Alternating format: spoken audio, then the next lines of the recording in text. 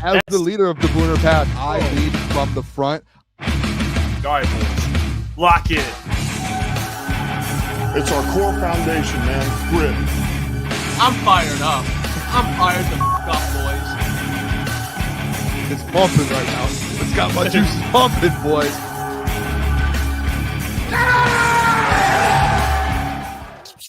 Welcome to Crunch Time Sports with Jeff, Booner, Lukas. Hey, it's the Doc Wednesdays, and we got the Doc joining. More Lions Packers. It technically is kind of like a Friday show minus game picks because games are this weekend. But in terms of previewing the game, we got one day. It's tomorrow. And yes, sir. For those who want to go watch the game somewhere, we will be at the Hub. The Hub. 21 in Garfield. We'll be there. 7 o'clock pregame show. Pretty much all night. You can watch the game, post-game show. So we'll be there. Come hang out with the fellas. But big day tomorrow for the Lions. Obviously, no show. We'll have all our Lions programming. But one more day, boys. And it seems like we're getting more news regarding injuries. And they just keep getting worse. It keeps getting worse. I don't know, Jeff. I don't think it was anything unexpected, to be honest. It was we talked about it yesterday. I had an ounce of hope that DJ Reader would play. Yeah, but when you don't practice 2 days in a row, remember we said let's wait until today to see what happens, and yeah, we got our answer. I don't think there was anything we were not expected to happen. It's crazy. I honestly the week's been so weird because of Thanksgiving and then the weekend, and then all of a sudden we're 2 shows in of the week or 3 now today, and Lions play tomorrow. We're right back at it tomorrow. Mm-hmm. It's crazy to think the Lions are back. It's not a short week, fellas, but it's basically a short week because of Thanksgiving for the Lions. I don't know how that sounds, but they didn't really start practice until Sunday, Monday, and you play Thursday. So it's almost kind of like a short week. That's why I think some of these guys are out. If it wasn't if you get that normal 10-day period that you would get off a Thanksgiving game, I think 2 or 3. I think honestly, if I'm just to be honest, I think all 4 of these guys would be playing if you got a full 10 days. That could be just me just being very optimistic. Maybe not all of them, but I'd be willing to bet a guy like Taylor Decker, like DJ Reader. DJ, either Levi or Pascal, but one of them would play. Mm-hmm. Yeah, three defensive linemen that play a good amount of snaps for you. So tough, dude. Big Brodric time. You're getting Pat O'Connor, big 9'5" in there. You're getting. Can I be honest, real quick? O'Connor and is this a safe space for Lions fans and for people? Trust Circle Boone. I have a good feeling about tomorrow, boys. I think there's something up. I think there's it's one of these things to where we look at it and we're like, this is tough, man. All these injuries, IR. For some of these guys like Pat O'Connor and Brodric, I think it's leave everything out there. Everything you have, this is your shot. You're finally getting a starting opportunity.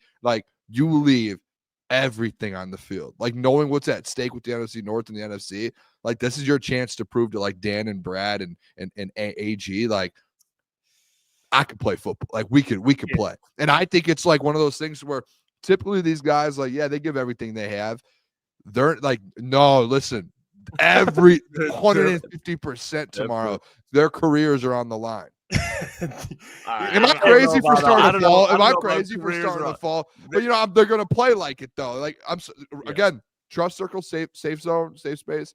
I had that feeling today, and I thought about it, and I was just one of those moments where the Cinderella guy's just out of nowhere. You're just oh my gosh, what's happening right now? Pat O'Connor 2 sacks or something. You're just what's going on? Let me add this. Same team, ironically. Remember, no Aaron Rodgers, Matt Flynn game. Take that type of performance and give it to Pat O'Connor. Yeah, Pat O'Connor to have Matt Flynn-esque Matt Flynn-esque game. All jokes aside, probably more so a Lee McNeil. I need a Lee McNeil to be prime Ndamukong Suh. Something. Yeah. I need this man to just wreck the game single-handedly because essentially that's what you're going to need. Zadarius Smith. I need you to be prime. So you guys are catching my drift though. You guys are it just feels like one of those one-off games where it's these Cinderella story guys. Al Muhammad has another career game. Take And you we're out. just sitting there and we're like, we didn't think they. Guess what it actually just might be? We have some really, really good players on the IR, but guess what it really is? Hey, maybe AG just has a hell of a system. And it's you could throw anyone in there, but when you throw better players, you become that much. I'm not saying all these players that are hurt are system guys. I'm just saying, like, maybe AG actually has a legit system. And when you put guys like DJ in there, like, it takes it from here to here. But the system's still here. To be fair, we saw this system 2 years ago, and 2 years ago, but we also saw it even after last year. And all you had was Aiden Hutchinson last year, essentially, because Aleem went down for a while. And they don't even have him. What happened? But what happened? You have Zadarius Smith. What happened the second half of the year? What happened? That defensive line with just a lot of Jags like that aren't on the team anymore. They went out there and they made plays. They don't tell me they didn't. And you're like, they didn't have it. They had Hut. You have Zadarius Smith and Aleem. Last year, through that stretch of football, you didn't have either of those guys. You just had Hutch. I'll put it like this, Boone. I'll put it like this, and I agree with you because I think that looking at this Lions and Packers game, like, it's very easy to say, like, oh, Packers got the matchup on paper, but I really still, even with these injuries, when you especially looking at the offense, I don't think they do. And I'm more confident having Al Muhammad out there, having Brodric Martin and Pat O'Connor out there, than having Will Levis starting in the secondary, than having Juju Hughes in the secondary. Like, we have seen worse for this Detroit Lions defense. Aaron Glenn has been through worse, and this is a team that they're going to have success against. Like, I don't care if Jordan Love and that Green Bay's offense is out there. They're going to have success. But when you look at what this Detroit Lions defense does with Aaron Glenn, they make plays. So I don't think that's going to change. Will they give up more yards? Absolutely. But I don't think it's a game or a situation, I'm not saying that you guys are either, where it's just this defense is just going to get shredded. Like, that won't be the case. They might give up a couple more big plays, but I think they'll rebound and still be able to create plays. So I still have confidence in this defense. You want me to be honest? You think the defense is going to get thrown around on tomorrow? Like, maybe thrown around's a little aggressive. I will say, I think with Brodric, the run defense will be solid. I think you got to respect Josh as running back. Like, he's probably going to have some plays. Sure. I'm not going to freak out too much. But that linebacker core, you're going to need David Long. And you're going to need because Jack Campbell, I ain't worried about Jack Campbell, but I think the importance of having the two guys that you can kind of depend on. Like, I fully expect this game, guys, to be a high scoring, which high scoring means defense is going to, give up some points, which is okay. But I have a lot of faith in the Lions offense. Like, I think this game will be like 50, 60 combined points, maybe even. Take the over then, brother. Yeah, for sure. I don't know what the over is right now. I didn't look at all, but I would take the over for sure. Honestly, I hate to keep going back to this. Like, I'm starting to get more confidence in AG.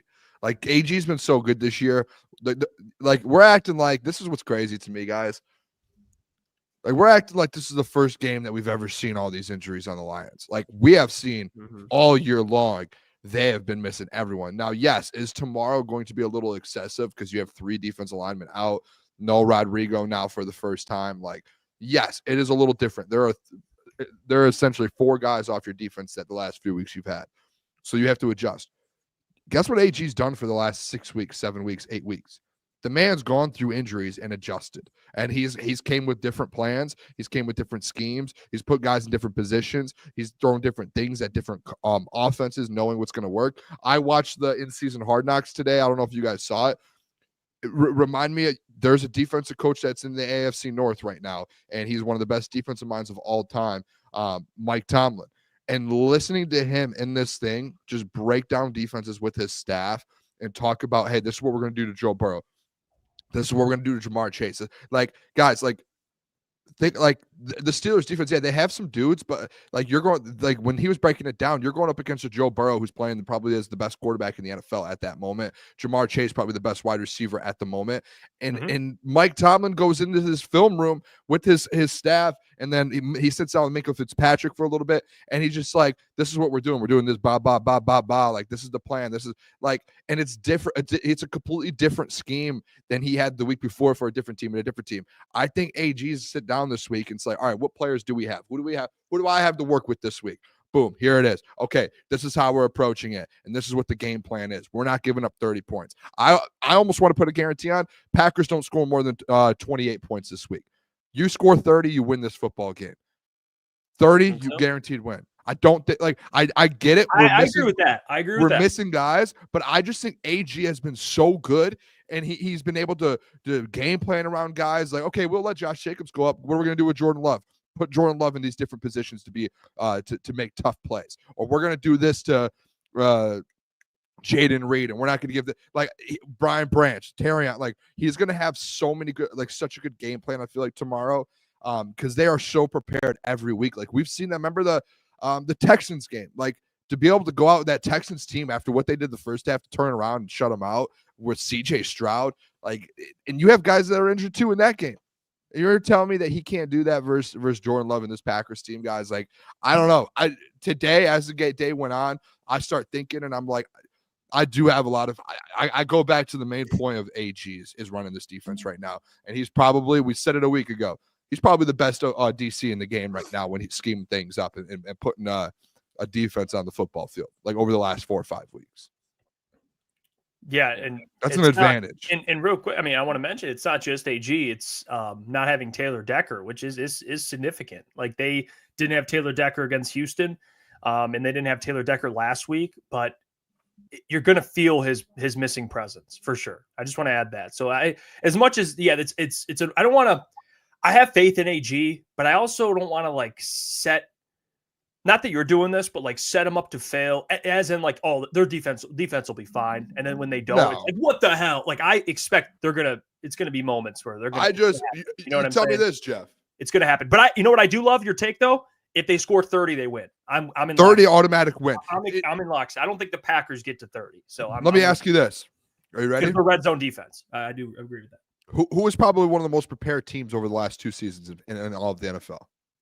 I would say the Lions are up there. There's only a couple teams. All phases of the game, probably offense, defense, special teams, the Detroit Lions. So when you look at, hey, we're missing guys, guess who's going to be over-prepared? AG in this defense. All right, no Taylor Decker for the second week in a row. Guess who's going to be prepared and have this offense? Hey, we have a game plan. Ben Johnson in this Detroit Lions offense. And it's the same thing with special teams. No Khalif, guess what? They figured something out. I had Maurice Alexander, I had this guy, and they still looked good last week. So it's that's where I think as we get closer to game time, I just keep going back to we call it as a show, we call this the best staff top to bottom in the game. If we do believe that, we should believe they can overcome some injuries, and I know it's more than just some, and they can have a game plan for tomorrow. That was a safe space. Okay, I'm glad I got that out. Sorry, that was a lot. Good safe space move. I agree with you though, because it's not like the Packers don't have any injuries. They have injuries going on as well. So, but I still think the Lions on paper have an advantage at Ford Field. That's an advantage. I know the Packers beat them in Ford Field last year, but I just think the Lions now aware of that. That's a kind of chip on their shoulder. They see that the Packers are playing well. Lions are kind of down. I think a lot of people, including the public, they'll be putting their money on the Packers again just because of the way these two teams have looked over the last 2 weeks. But people are down on the Lions because how they looked against the Bears, but they won by 3. The Green Bay Packers had a block of field goal to win that game. So I think when you look at it, it's kind of be two opposite ends of the spectrum. One team's playing really good. One team's playing below what they have been. It's going to kind of clash. And I think that the Lions, I'm not going to give a score prediction, but the Lions definitely have a very good chance of winning this game. And I think that it's going to surprise people how good they look, even though they have the injuries still. And Aaron Glenn, he's given us no reason to doubt him this whole year. So I'm not going to start doing it now. By the way, I love that point you made. The Bears thing. Didn't even think about that. Bears barely got by the Packers barely got by the Bears. So I didn't even think about that. So the Packers. And that was throughout the entirety of the game, if I'm not mistaken. That wasn't first half up by a lot, second half kind of throw. But yeah, continue, Booner. Outside of the last 2 weeks, the Packers, I mean, they've been in close games. We talk about the Vikings being in one-possession games. I can just count here. One-possession game versus the Colts. A 2-possession game versus the Titans. 1-possession game versus the Rams. They did blow out the Cardinals. 1-possession game versus the Texans. 1-possession game versus the Jags that we know how bad. We beat them by 40. A 1-possession game versus the Bears. Blew out a terrible 49ers team. And then the Dolphins win last week. It was 13 points, but if you watch the game, it was closer than that the whole time. It was just the snow. So I test they have been playing well, but when you do break it down and look at it, like they've been in close football games and like they're grinding out wins. They're absolutely grinding out wins. And you see the two probably best teams they've played all season, or three best teams they played all season, the Eagles, Lions, and Vikings. They lost all three of those games. All three. So it's like, yeah, you have the injuries, but if you come in with the right game plan and you just outcoach them and then outplay them, which this Lions team will never get outplayed, and you're at home, like I just don't see a recipe of losing a game like that. I get more confident every time I think about it. Yeah, I'm curious. I mean, you have most of your you have all your offensive weapons besides Khalif.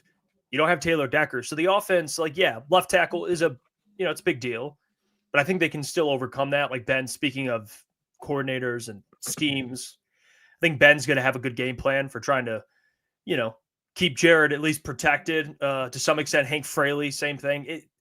I think the offense is not going to have too much trouble. Jair, I believe, is ruled out officially. Yeah. I'm going to pull up the injury report for them because I know we posted on our socials, but Jair's a big deal because we know how good Jair is. So I think the offense, it's really just about the defense. What do they look like? I think the red zone defense for both red zone, I think, is going to be the biggest thing. It's always the biggest thing in most games, how you are at red zone defense, red zone offense. But like it just feels like this game specifically, defensively, can the Packers defense keep the Lions out of the red zone? Lions one of the best red zone teams, and Lions have one of the best red zone defenses. Can they keep the Packers?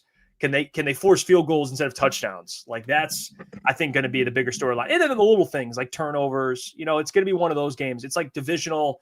When you look at divisional games, there's a little checklist, and it's always like the small details. It's like, can you, make less penalties? Can you make less mistakes? That's what it's going to come down to. I think this game discipline football. I think the spread is it's even lower than it was. I think it was at 5.5. Now it's at like 3.5. Last time I checked. So even Vegas thinks it'll be close. But here are the injuries. I just saw no Jair, no Romeo Doubs, no Edgerrin Cooper, and no Corey Ballantyne. So 2 corners, no linebacker, Edgerrin Cooper. They still have some other linebackers, but still, those are some pretty good players. I mean, Jair, really good player. Romeo Doubs, really good player. Edgerrin Cooper, solid rookie. That's your guy, Klotz, very solid. Violent hitter. And then Corey Ballantyne, who I'm not sure how many snaps he plays. I don't know much about Corey Ballantyne. I don't He's know. Solid, though. Solid. So, that at the end of the day, they're missing guys too. They're banged up too. And the Lions are at home, and they still have a ton to play for. I know the Packers are probably going to be speaking, hey, this is our opportunity here not to fall third in the division. Let's get a big win here. Watch the Vikings kind of crumble a little bit. Maybe they get second. But the Lions have a ton to play for. Number 1 seed, locking up the division. Like, I'm sure Dan will have his own. He'll have a hell of a pregame speech, telling those guys, or what he's been telling them probably all week. And one of those guys he's going to be talking to, Amon-Ra St. Brown. We talked about it yesterday. Amon-Ra St. Brown, Xavier McKinney, John Adam. He responded on his podcast. Him and EQ sat down, and EQ played, because he's a shit starter. EQ. He played the clip of Xavier McKinney to Amon-Ra, and Amon-Ra, he's a silent killer. Look at his response. More humble than you'd probably expect. But here's Amon-Ra's response to Xavier McKinney's comments. Wow. What I have to say about that? I mean, it is what it is. He's not worried. What did he say? What was the exact quote? I'm not worried about him. Let me get the exact quote. I'm not worried about him. We're not worried about him. Yeah, I ain't worried about him. Yeah. He's not worried about me. They're not worried about me. Are you worried about him? Am I worried about him? I mean, he's a good player. No, that's not my question. I'm waiting for a yes or no. Can I finish? Yeah. Like I said, he's a good player. Am I worried about it? I wouldn't say I'm worried about him. So no. The answer is he's not worried about him either. So am I correct in saying that? They're not worried about me. I'm kind of glad if they're not worried about me. Hopefully, I can go make some plays. Yeah. Are you worried about excited to play him? Wait. Are you worried? Wait. Are you worried about anybody on the Green Bay team? Am I worried about anybody? Yeah. I wouldn't say I'm worried about anybody. No. Okay. So, me personally, I can't talk for everyone, but I'm not worried about anybody. I like it. Don't be scared, bro. Just say it. I'm not scared. It is what it is, man. Let it out, worried. Let it out. I'm not worried. Just like he's not worried, I'm not worried. Hey. He did say after that, that's gonna be a good game. Tune in Thursday. Like he didn't have the wrestling promo. You know what I mean? He didn't have the like call out to Xavier McKinney. Yeah, did I cut that off on this Twitter? That's my bad. I didn't. No. There's a couple more seconds, but it was just him basically saying, "Tune in on Thursday. It's gonna be a good game." Jeff taking away Amon-Ra's freedom of speech. That's crazy, brother. Yeah, but Amon-Ra, he's never really been a guy to like. He's not like Ocho or Steve Smith or. He's not going to give out bulletin board material. What he will do is like he did last week or the last time they matched up before the game. He'll have something. He'll have something to motivate himself. And Xavier McKinney, we just talked about the injuries that the Lions have, and you pull up the Packers injury report. Like, yeah, the Lions might struggle a little bit against the run because they have 4 defensive linemen out. But when you have basically your top 2 corners out because Keyshawn Mixon ain't going outside, he's staying in the slot, and you have Amon-Ra St. Brown. We talk about it. He's a pretty big touchdown maker against the Green Bay Packers. And then Jamison Williams, who was not out there last time. Josh Jacobs, if he wants to try to run the ball, he could. The Detroit Lions are going to limit him. He might have a good game, but he's not going to have 100 yards, 3 touchdowns. That's not going to happen. But the Lions are going to be able to just answer right back through the air, and you're not stopping Jahmyr Gibbs or David Montgomery. So injuries are going to be an important part for this game, but I bet Xavier McKinney, looking at those comments that he made in the beginning of the week, now seeing that Ballantyne and Jair are out, like, you better be worried about Amon-Ra St. Brown. You better be worried. Oh, yeah. On prime time, like, come on. Amon-Ra always has a good game on prime time. Prime time sun god. The worst game he probably had was week 1 against the Rams, and no one can be mad at that because you win the game and Jamison Williams was going off, and you weren't going to stop feeding him. So Amon-Ra's due. He's due.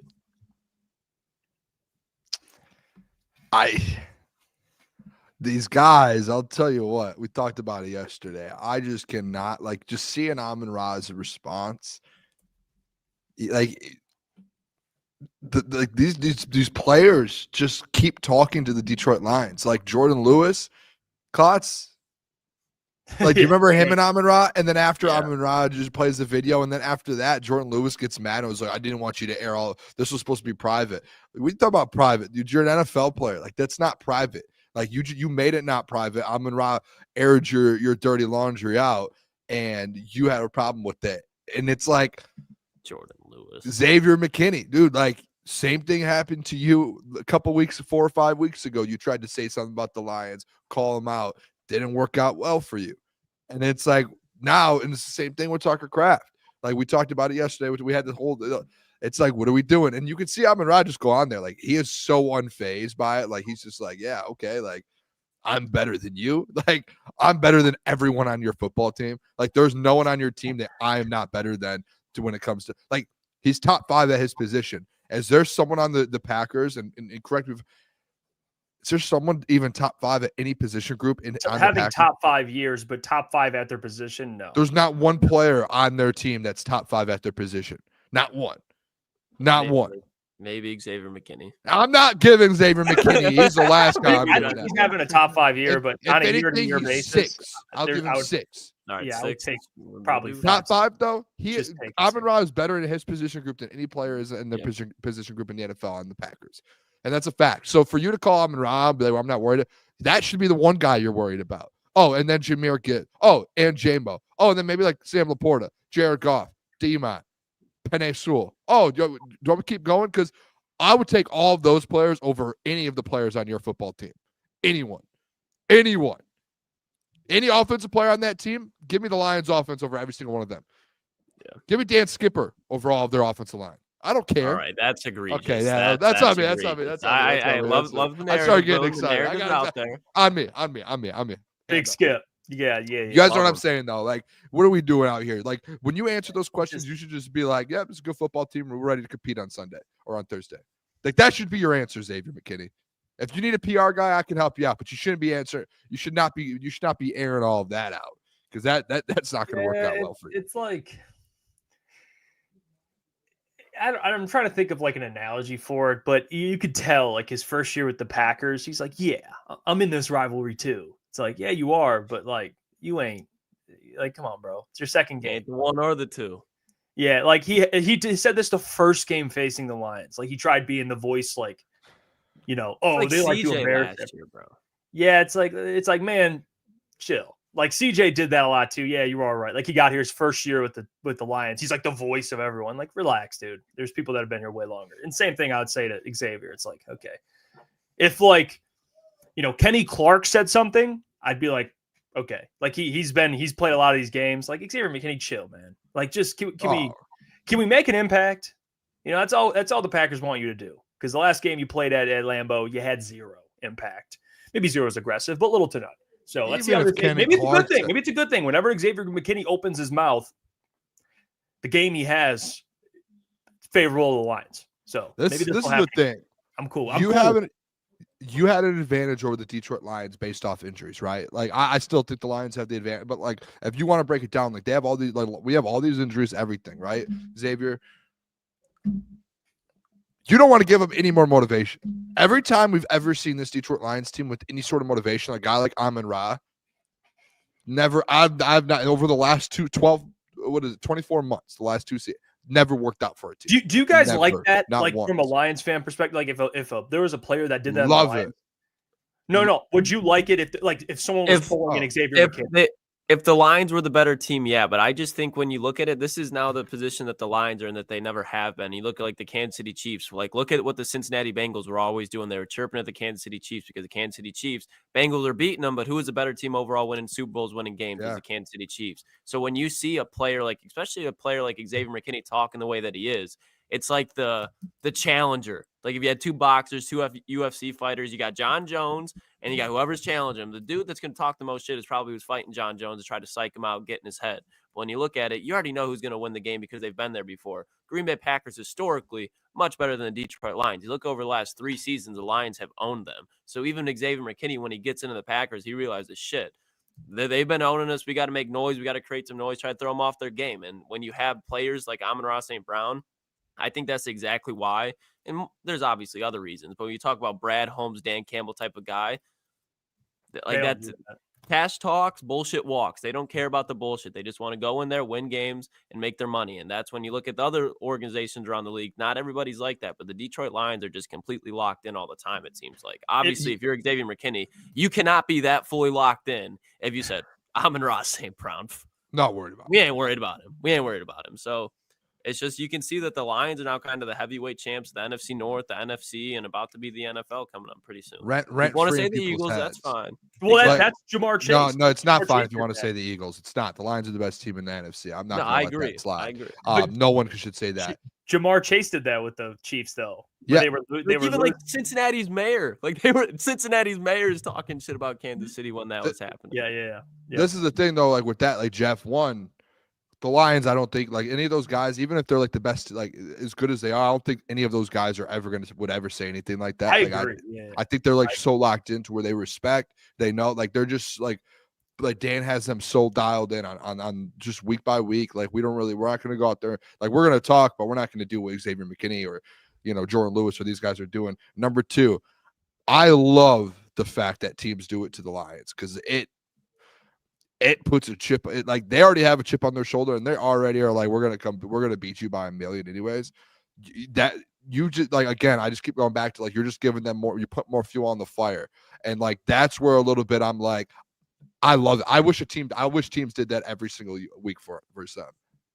What about this, Steve Wilds? Is Klotz going to admit he was wrong on Martin? I think we're mixing up narratives. I wrote off Levi O. I said Brodric, you gotta wait. And Brodric, no, you wrote off Brodric. You changed your mind. You changed your mind. You were off of him, no Diddy, and then I could go back early on.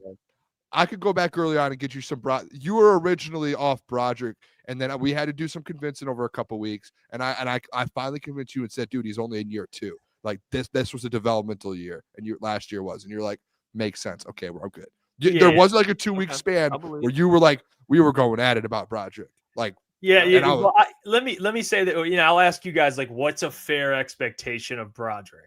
Like, what's a fair, because I will say, and do I expect Brodric to go out there and dominate? No, but I expect to see some flashes. I think that's a fair expectation. Like, this is a guy you traded up to get, so there comes a point in time where, you gotta see what you drafted.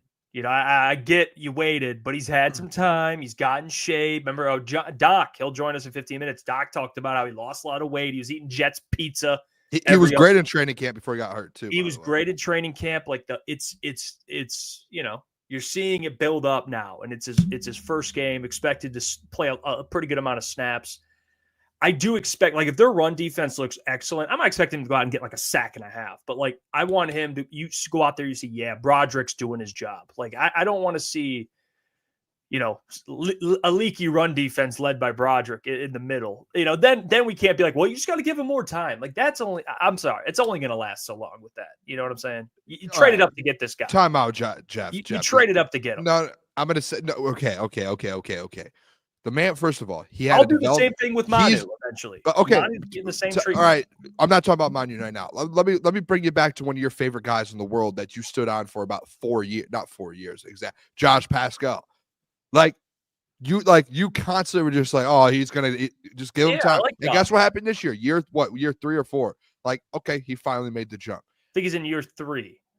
Year 3, okay, but year 1 and 2, it was like, what's going on? You saw the flashes last year, okay, you did, but you saw some little flashes. But I'm just saying, like tomorrow, if you go in and Brodric, you're not like you maybe see a flash or two, but he like gives some up. We don't need to sit here and criticize Brodric. You like what I want people to understand: the man had a developmental year. He came from Western Kentucky, never played at the high of a level. It was very well known with his size and who he is. This was a developmental thing. You did trade up. You knew the year was going to go by. Then you're like, he's having an insane training camp, very, very good training camp. He was going to get in the rotation. Jeff, we saw multiple times that he was starting when DJ Reader was out. He was in the lineup. Yeah, he's next up. Gets injured, gets put on IR. Jeff, we know this. Sometimes when guys get, especially a guy like him, at the size he is, you get put on IR, sometimes it takes a little bit to get back. You can't judge this guy and his career and who he is off tomorrow. You cannot. He just got off IR. He was great in training camp, injured, IR. You have to give him some time. Like, you can't just a big fella like that. You just can't be like right off IR. He better give us it. He's a year 2 guy who's a developmental player in this program. Like, but so I'll ask you, what's the leash? How long are we going to say development? I mean, obviously, if he starts playing significant snaps, and you get 4 or 5 weeks into this thing and he's not giving you anything and you're like, what's going on? Then we can sit here and be like, okay, like next year's make or break for him. And this offseason is his biggest offseason in his career. Like, just like Josh Pascal's was from year 2 to this year. Like, it's the same exact thing in my opinion. Same thing. But I don't think like tomorrow we can sit here and judge Brodric Martin. Like, I heard people saying they were out on him because he went on IR.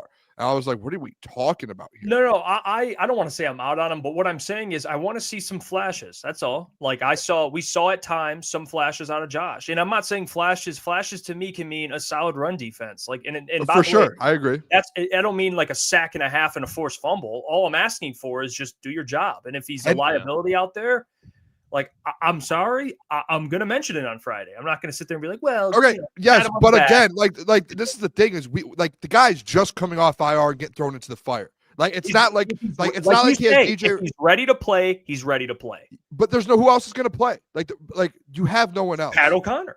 Okay, so Pat O'Connor, go ahead, throw him in there. I'm joking. But like again, it's like it was like last year with Colby Sorsdale, and I got in this argument with Klotz last year. He was judging Colby, and me and Klotz came to agreement on this as well. He was judging Colby off his one game that he got thrown into the fire when he was clearly not ready.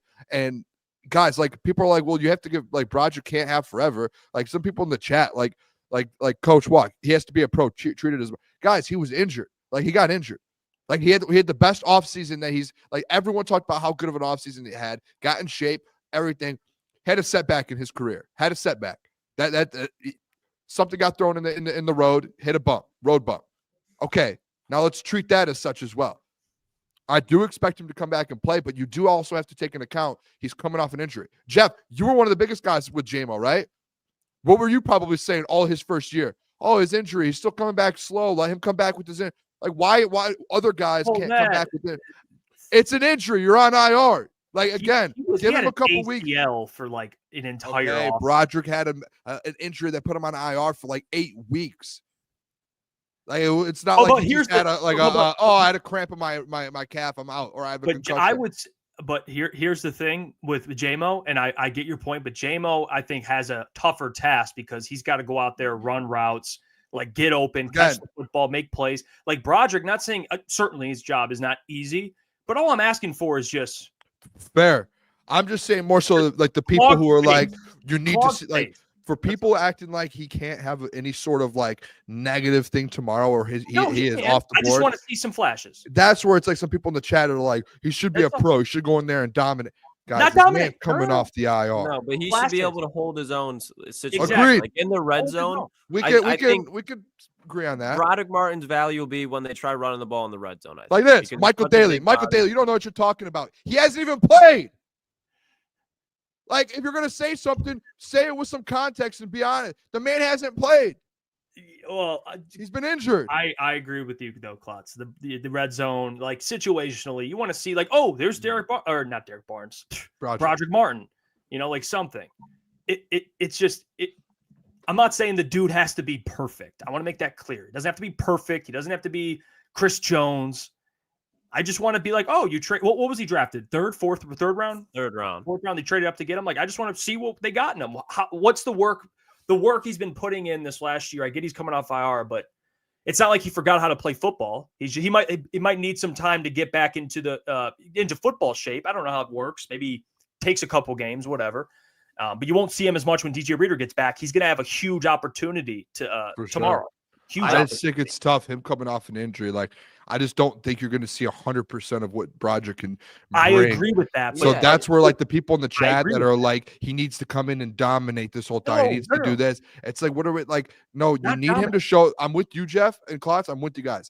I would love to see flashes, and I think you will see. Remember in preseason when he played, like, there were people that were mad he didn't dominate every single play. But then I think we went and watched the film and saw some of the breakdown, and like, he showed flashes and dominated on like half of the plays. But then all these people are talking about the other half of the plays and like, he's so bad. And it's like, no, like you like take into account a guy like this who is behind a Lee McNeil, DJ Reader, and these Kyle Pecco and these other guys. Like, you just need him to like just keep learning. Like, eventually it's going to click for him, just like it has this year for Josh Pascal. But I think we agree on that, fellas. Like, there needs to be flashes. I just don't like if he plays bad, like, you're out on him. Like, no, not out, but I'm going to point it out. He played like garbage. Yeah. You know what I'm saying? I think, is it fair to say, Boone, that I expect him to show at least look better when he's in there than Pat O'Connor? If that makes sense. Pat's a vet, though, at the end of the day. Like, he's a vet, but I think Brodric, he's looked good this year. But we're saying this is Pat O'Connor. We're talking. I know we hype him up. But Pat O'Connor, I know, undrafted guy. Brodric Martin, third round pick, traded up for him. I get what you're saying about the injuries. I'm not saying every play Brodric better be out there making Pat O'Connor look dumb. No, what I'm saying is I think the highs of Brodric Martin, even if it's not statistically, that's a fact. His ceiling's higher of Pat O'Connor during this game. Consistently though, like Pat O'Connor, he's a vet. He knows all the like ins and outs of what you have to do to be able to dominate from first quarter to the fourth quarter. Where Brodric, it's like, yeah, I'm with you. That's the highs of the game. Like, you would like to see Brodric more. His ceiling is higher. Yeah. Okay. We agree there. We do agree there. I think it's a big opportunity for Brodric. Like, same thing. It's not as long as Anzalone. What we talked about with Malcolm. Like, Brodric wants to eventually start right after DJ Reader. You're not going to have too many of these opportunities where DJ's out. You know what I'm saying? Hopefully he's not injured. He might play some snaps situationally, but to play this much, he's going to get this opportunity, and we'll see. Maybe DJ comes back next week, and that's it. And you might not see him as much. But, like, for this game, he probably even knows it. Like, this is my time. You know, I'm getting a big opportunity, a divisional game, like prime time. It's a big opportunity. I wasn't expecting to get into a Brodric Martin. Big body, bro. Well, it is a story. I mean, it's a storyline. It's a he's playing he's going to be filling in for DJ Reader, and you have one of the best run defenses. It's like, let's go. Not that it all falls on Brodric. It's on Aleem. It's on Za'Darius. Obviously, Josh is going to hurt, but that's all. I don't. When we're doing the watch party, I hope we're not like, ooh, Brodric. Oh, I hope it's more positive than negative. That's all. More positive than negative. Like Eldon Jenkins and Josh Myers. Like, those are two. Like, Josh Myers, the center. Eldon Jenkins is definitely one of the better guards in the league. Like, he's definitely going to have his work cut out for him. I just think his whole role should be make Aleem McNeil's life easier. That's all he needs to do. Take double teams, you know. I don't need him to get a sack and a half, whatever. But let's you want to do the keys, Boom, before we get John? Yeah, I mean, let's just if we do it though, let's get Doc at 8:50 instead of 8:45 because I don't want to do it 4 minutes and then just switch over to the Doc. All right, throw them up then. We'll talk keys. I'm down. I want to see these. We could break. I want to break them down with you. I want to see what you guys think. Booner's keys to victory. Let's see what he's got. This is a big one, Boone. Big game. It is. Hey, I'm excited for the keys to victories this week, boys. Big game. Keys. Can we get some music playing? Can we get some things rolling here? Oh, I didn't add the. We got to go with the OG. We got to go with the OG. No new music. All right. Hey, whoa. Hey, Booner's keys to victory. What is it? Week 14. 14. Yep. Week 14. Green Bay Packers at Ford Field, fellas. I got 3 of them. You see Penny there? I see him there with the scepter. Yeah. Absolute legend. You see it on his shirt. It says all grit. I would love to have that sweatshirt. Number 1 key to victory, though, fellas. I think this is a big one of the most important ones. Probably the one whether you win or don't win the football game. I was thinking about this today while I was working. What were you thinking about? If you have a beat-up defense and you have the number 1 offense in the NFL, your number 1 goal on Thursday is keep that defense off the field, fellas. I like it, Boom. Brodric Martin, I know you guys want to see. I would rather not see anything from Brodric Martin because I want to see him on the sideline and that defense on the sideline majority of the football game. And I want to see Jared Goff, Jahmyr Gibbs, Amon-Ra, D-Mont, that man right there, Penei Sewell. I want to see those guys on the field. Give me the time of possession on Thursday night, guys. If you win the time of possession, you win this football game. And listen, what does that start with? It's the run game, fellas. Sonic and Knuckles, almost like Sonic and Thunder. Sonic and Knuckles. You run the ball down their throats, fellas, and you win the time of possession. You control every possession. You only give them a handful of possessions, fellas. That's the key to winning this football game. Number 2. Jeff, you brought this up a little bit ago, and I heard you say it, and I was like, this is perfect, because I already knew what my number 2 key to victory was. Finish in the red zone. You have to finish in the red zone. Last week, punch it in every single time. Last week versus the Bears, the Detroit Lions were 2 for 5 in the red zone. The last time they had even something close to that was 1 for 7 versus the Tampa Bay Buccaneers. Ooh. That was the second. This was the second worst one of the season. The last 8 weeks before this Bears game, guys, they were 26 for 32. They had 3 games in that stretch of football where they were 5 for 5 in the red zone. Perfect in the red zone, 5 for 5. Tomorrow night, if you control the time of possession and you punch it in every single time you're in the red zone, you win this game by 40. By 40. By 40, boys.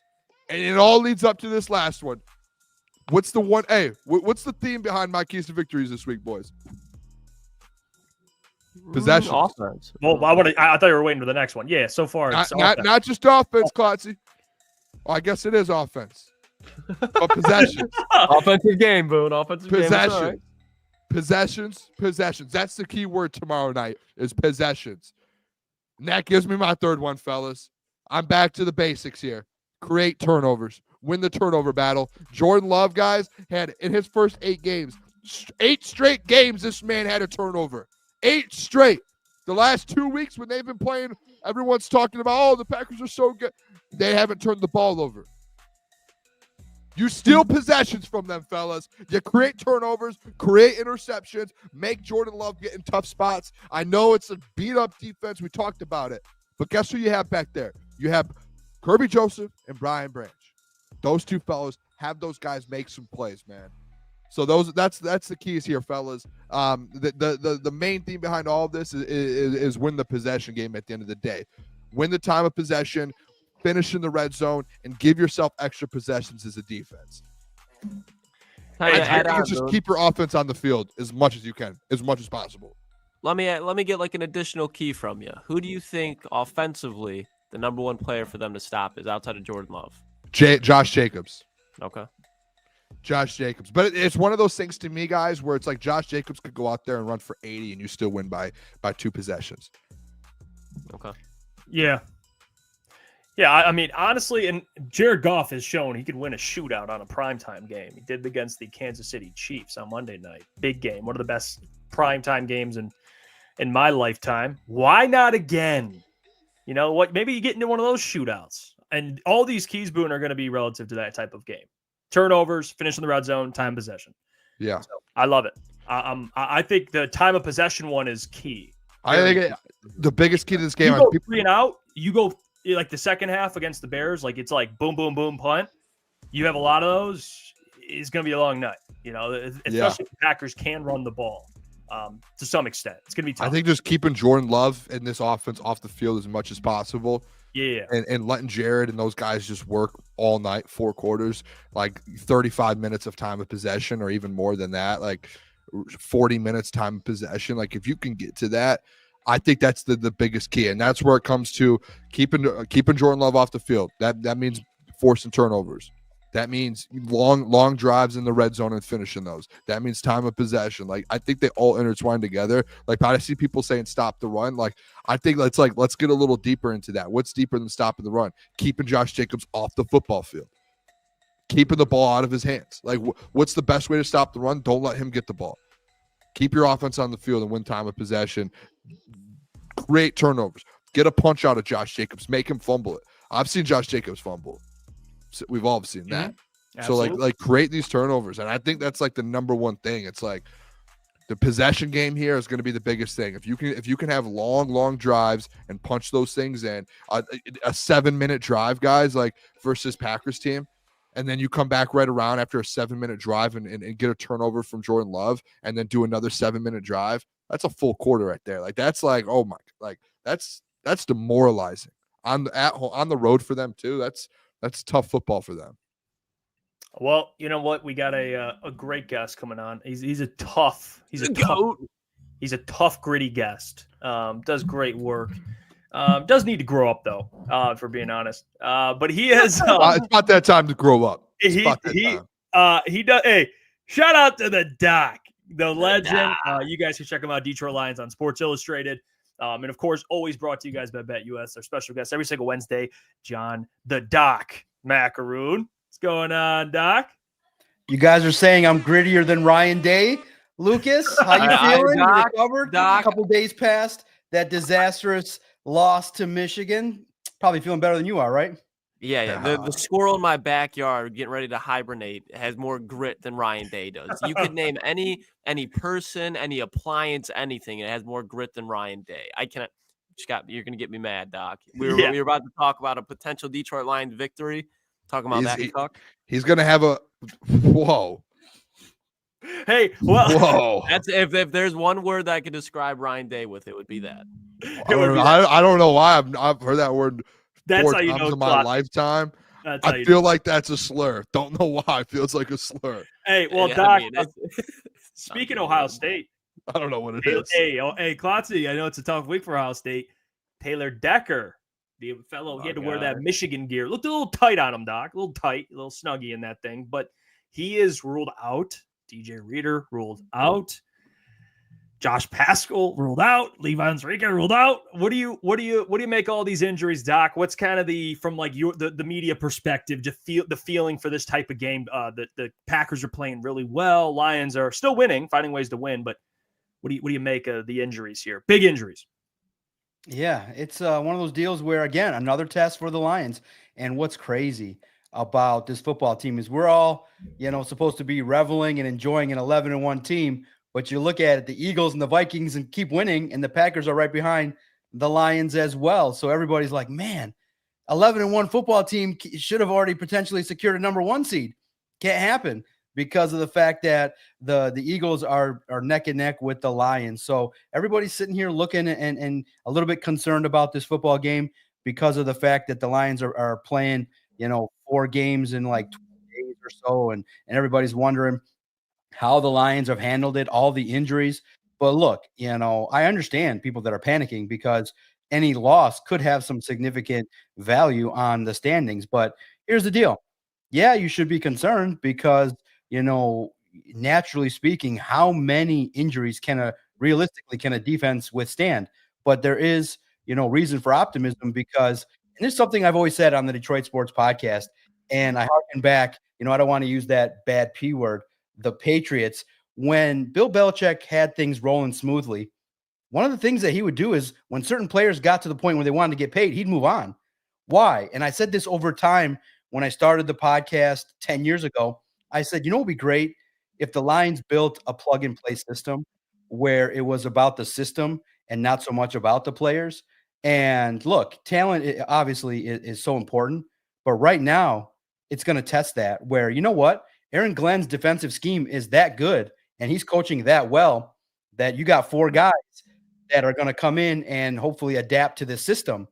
If that's the case, now you're talking about the ability potentially to have sustained success where you can just plug in multiple players. And at this point, the Lions have won games. So everything that you guys have said has been so true. This game, and I think moving forward, the Lions have to count on that offense to really carry this team, and the defense just has to hold on. But they can make plays.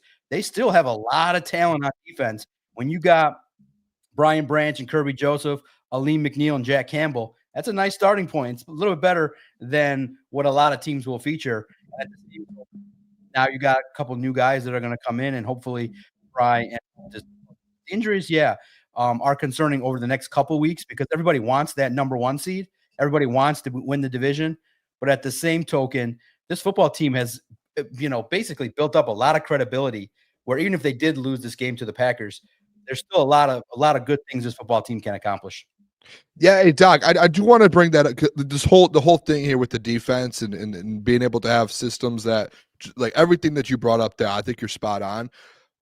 Just specifically the defense with AG, I talked about it earlier in the show. And it feels like too, and I'm starting to get this feeling a little bit, even with all of the injuries, it just feels like AG is putting down like plans together to where it's like no matter who we have, this thing's going to work defensively somehow, some way. Even if we're giving up 20 points, we're still going to find a way to get stops. Doc, you're one of the few guys not in the building who have had schematical talks with AG. We've heard it. We saw it on the YouTube. We saw it in an interview. What are your thoughts on this AG situation? Do you truly think like, hey, he's going to be able to hold this ground above him, like hold this thing up with all these injuries until guys start to return in the playoffs? Yeah, and what's been great about the NFL and with more coaches leaving and doing media, Bill Belichick, and if you guys saw, I highly recommend watching Hard Knocks with the AFC. It was North. unbelievable. It was spectacular. A lot of insightful information and coaching from some of the greats, including Mike Tomlin. But it must see listen to Bill Belichick on McAfee every single week because he spits so much knowledge. And it's so true because you can see a little bit of what coaching entails. And for this football team this week, Aaron Glenn has to come up with 2 or 3 talking points to make sure that this defense accomplishes. And clearly one of them is work on containing Josh Jacobs. Okay, limit the explosives, and probably it's going to be pressuring Jordan Love and hopefully getting those 1 or 2 turnovers. First and foremost with this defense, I think they're going to probably, with Adams and Williams and, Aleem McNeil, Brodric Martin, and you got the linebackers, you got a plethora of guys you're going to have in a rotation. Aaron Glenn's going to have to, draw up some maybe different plans than he's used to. But I think that with Aaron Glenn and the experience that he has, I think that there's opportunities to take some risk, pressure Jordan Love, stack the box, make it so that Jacobs has to earn every single yard. No, don't let him get into the second level. I do think I have confidence. I think that when, this is good because when everybody starts talking about, oh, the Lions can't win, I think the players recognize, man, let's go out there and show them again. And when Dan Campbell said to the media, if you pay attention this week to his media sessions, he said, this is great. For the Vikings and Eagles to keep winning, it also keeps his team sharp, knowing that, okay, we can't take a game off. We have to be locked in, make sure that we follow the game plan to a T. And I just think that we can now say comfortably a little bit more until we see issues pop up in a game where it ends up in a loss. If the Lions play Detroit Lions football, tackle, make plays, handle, put the players in the right position to succeed, you got to give this football team the benefit of the doubt to be able to go out there and compete and make plays. And I think the Lions will do that. Especially the benefit is you're playing a Packers team that you already know. You know them pretty much intently what they're going to try and do. And Doc, kind of continuing that conversation on the defensive side of the ball, and the guy who has been stepping up, definitely a name that Detroit Lions fans are not familiar with going into the season, but and I hope I say it right, Al-Quadin Muhammad, AQM. He's been stepping up the last couple of weeks. When his number's been called, it seems like he's either getting to the quarterback, putting pressure, making a difference. What has your takeaways been with him the last couple of weeks, and what do you think he's going to contribute this week against the Packers? Yeah, check it out. Lions on SI. Christian also did a nice film review to see the speed and burst that he's able to possess. Number 69, been a nice addition to this football team. He's somebody that's taking advantage of an opportunity. Dan Campbell speaks very highly of him, somebody that makes plays, tries to rush the passer around the football. And look, I like the opportunities that this linebackers and some of these backups have to make plays. And I think that 69 is taking advantage of his opportunity. I think that what he does is, I think he's got the ability to recognize how to shoot into the gaps properly. I think that he's getting better in coverage, getting better at being part of the solution to stop the run. He just does everything okay. And that's a solid piece that you can expect. This week, I think that, I'm very curious to see how the 4 new guys are going to fit in as well. I'm like everybody, what everybody wants to kind of see is how are they going to rotate in? I do probably believe, like you guys as well, Brodric Martin will take over for DJ Reader a little bit. We'll get a chance to see him. You'll see Adams and Jonah Williams get in some rotations as well. And now you have an opportunity with Muhammad as well to pressure the quarterback. So I expect him to be around that football and to be definitely stout when he has his opportunities to stop the run. And that's all you can ask for is, and that's what I think Dan Campbell and Aaron Glenn do a good job of, is they recognize what these players do well. They recognize, hey, if this player can recognize the run and he can get into the gaps pretty quickly, or he can, maintain, good leverage or good positioning and coverage, then they put those guys in the right spot. But everybody wants to see, what does Quan Alexander have left? What does, what do these players that have been brought in, what do they have? What does Jamal Adams still have? I think everybody's a little bit nervous about Jamal Adams because he's got that injury history. He was asked to him directly, like, hey, what do you got left? You've been dealing with a lot of injuries. But, him at linebacker as well, playing with Jack Campbell and Nowaski, it's going to be interesting to see the rotation and how the playing time and snap percentage of the 4 new guys as well.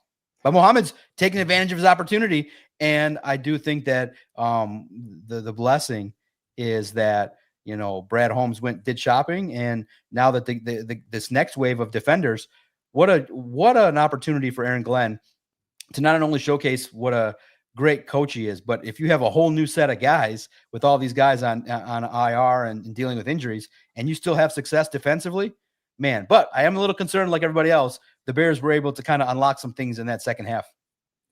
Yeah, well, well said, John. I want to ask you, one of the players that I am excited to see what he can show. And we talked about it earlier, and he's coming off IR. We discussed it before you joined, and we all kind of came to an agreement, which we want to give him time to get healthy, but at the same time, this is a player the Lions traded up to get in Brodric Martin. What is the doc, the podcast legend? Give me your thoughts. What do you expect? What's a fair expectation out of Brodric Martin? So that way we're not overreacting, but at the same time, I think it's fair for people to expect some flashes out of a guy you traded up to get in the 3rd round. And don't tell people how to think, Jeff. Yeah, no, it's tough.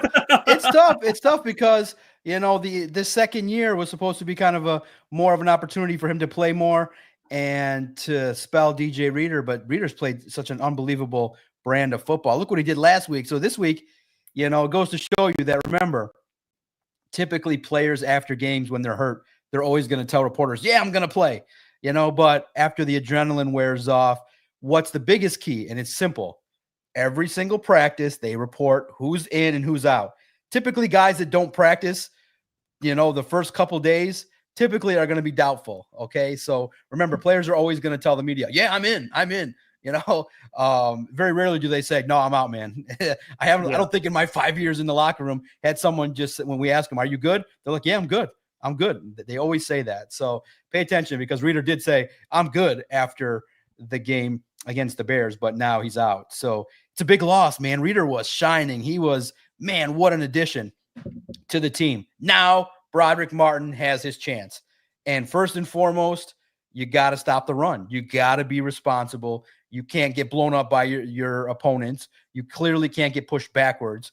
And the job of a defensive lineman is to get your ass into the backfield. And so you got to win the battles. So what I'm looking for, look, my expectations are lower. I expect Jacobs to kind of get, average around 3-4 yards a carry, at first, and then the lines will settle in. But I do expect that Brodric Martin will, find avenues to work his best to stop the run, to, get into the gaps properly, to make sure he doesn't get sealed off, to make sure that he recognizes where he needs to be at the right time, maintain good pad level footwork, and just make sure that you belong out there and you can excel. But here's the blessing. When you have Aleem McNeil next to you, maybe Aleem will draw some more attention. And the one thing that is underrated in Brodric Martin's game is his pass rush. So clearly he's a big body and can clog up the middle. But I want to see maybe potentially him kind of shed some blocks a little bit and get into the backfield, chase Jordan Love a little bit, maybe not get there, but kind of be in the way. Maybe get your hands up, bat some balls down, do a little bit to impact the game. But yeah, like everybody else, it's tough because we haven't seen it yet this year. So just as many impactful plays as you can make, get out there and help this football team limit the Packers, and especially in the red zone. If you can do as much as you can to have the success that this football team has had, not giving up touchdowns, then it'll be a good day. But I'm curious, like everybody else, how many snaps does he get? How does he look? How does he grade out? Look, you got to credit Terrell Williams. He's been a great coach. And I do think that the work that Martin's done will serve him right. But there's going to be some mistakes. There'll be some times he gets blocked out of the way. There'll be some things that, but any mistake that's made is a good learning opportunity for him, especially this year. Hey, Doc, one thing that's been kind of going around Lions Twitter and Lions world over the last 24 hours is Xavier McKinney making the comments about Amon-Ra St. Brown, just saying, hey, he's not worried about him. And then today, St. Brown kind of has his response saying, hey, if I'm being honest, I'm really not worried about him either. And he was like, just show up like Thursday, essentially, like watch the show. What are your thoughts on some of these players? Like you saw Jordan Lewis do it with St. Brown. You've seen, Xavier McKinney do it the last time around this Lions team came through into Lambeau. What are your thoughts on teams calling this Lions team out? It seems like it doesn't work out for these guys, but they just keep doing it. What are your thoughts on that? Right? Ultra competitive, right? Well, yeah. Clearly this started, when Amon-Ra St. Brown rolls up into Lambeau with a Green Bay Sucks hoodie. So you look at it, and Xavier McKinney last time was talking about the Lions being dirty and not appreciating the Lions rolling up points. And look what that did, right? So the question was, it was asked by the Packers on SI writer, Bill Huber. He's a great mentor of mine, somebody that's super wise, has been covering the Packers. And he said, hey, do you care about what Amon-Ra is going to wear, or that? Do you care about the hoodie? Do you care about the messaging that he could present again? And McKinney's like, listen, man, we're not worried about him. We're not focused on that. And look, these guys are confident that these athletes, they typically are not going to, sometimes they do give a lot of praise and things like that. But the Packers are coming in, from what I'm hearing, really looking to, get the taste out of their mouth from what happened at home, because they were embarrassed. They didn't play well at home. Their toughness was questioned. And many people felt like, hey, you were the home team and you looked worse playing in the elements than the Lions. So the Packers are coming in serious. They're coming in ready to showcase that they can do some things. And for Xavier McKinney, he's very confident that he can do some things. But, if you're a player of his caliber, you have the right to say those things.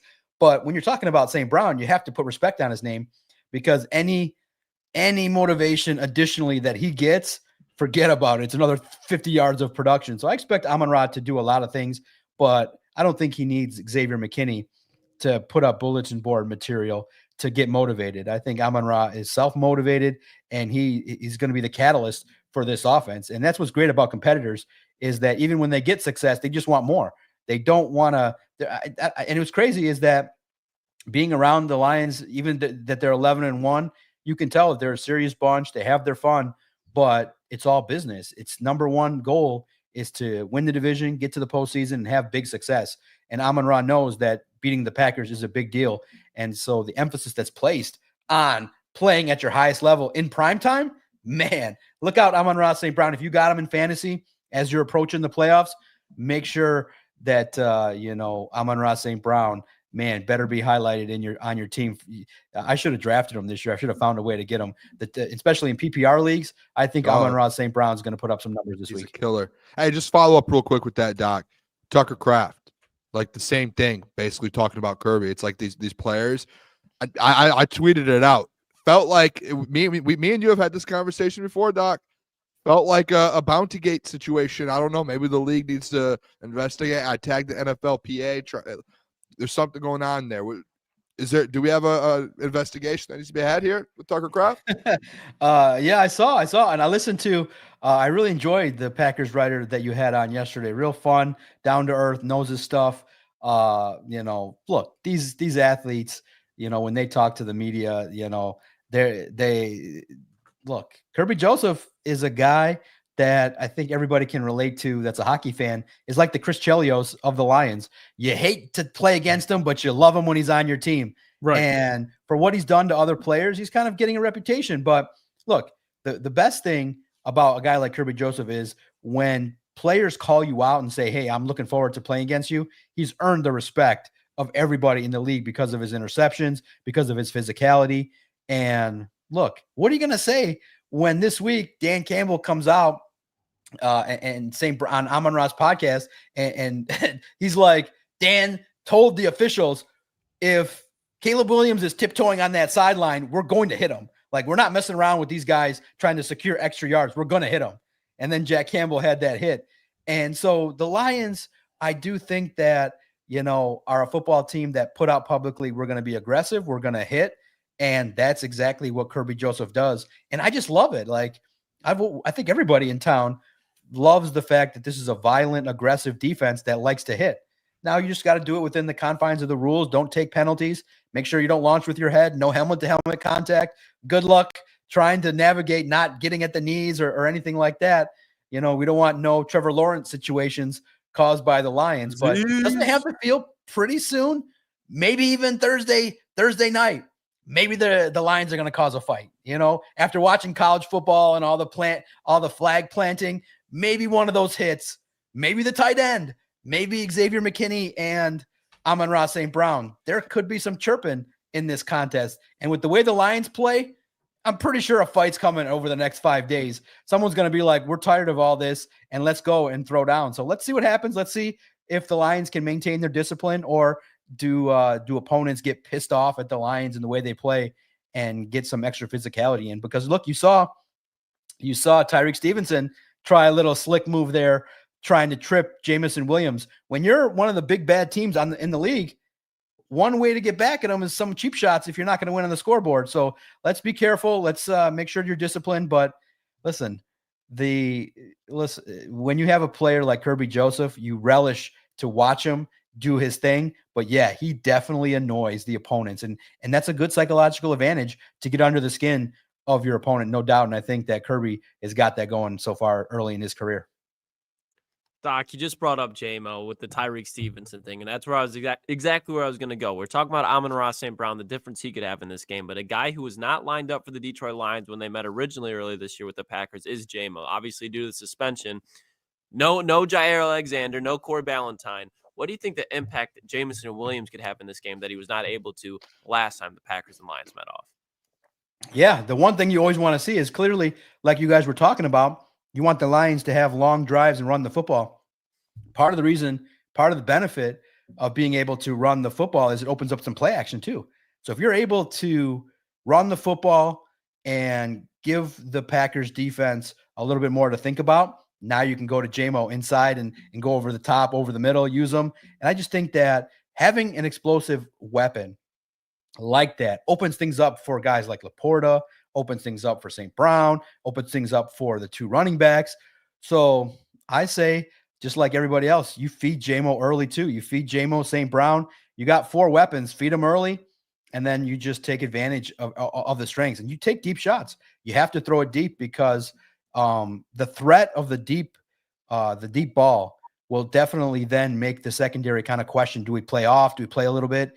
Because if they're playing press man and they're if they're locking in on the pass and they don't respect the run, or they're not willing to give some cushion, then you hit them over the top and you make them pay. So any opportunity you can take a little bit of defenders out of the box for Gibbs and Montgomery, oh, that's great. And J-Mo does that. And also too, like I said, I love the way they've been using him over the middle. He's tough.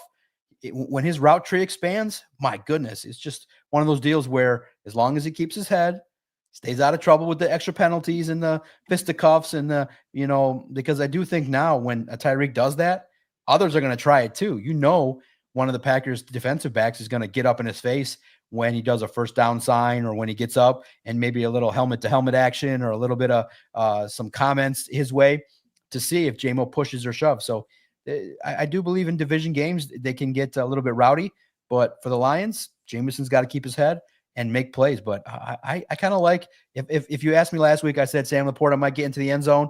I think clearly this week it's going to be a Montgomery game that, he's always had success in this contest against the Packers. But I also think J-Mo might have some fun dancing in the end zone this week. Prime time. So that means J-Mo time in terms of having some fun and maybe busting one loose deep. Well, Doc, speaking of weapons, there's a particular weapon that formerly was a Lion, Josh Reynolds, that got waived. Oh, come on now. I know you saw. He already got picked up, by the way, just so you know. Who picked him up? The Jags. Booner.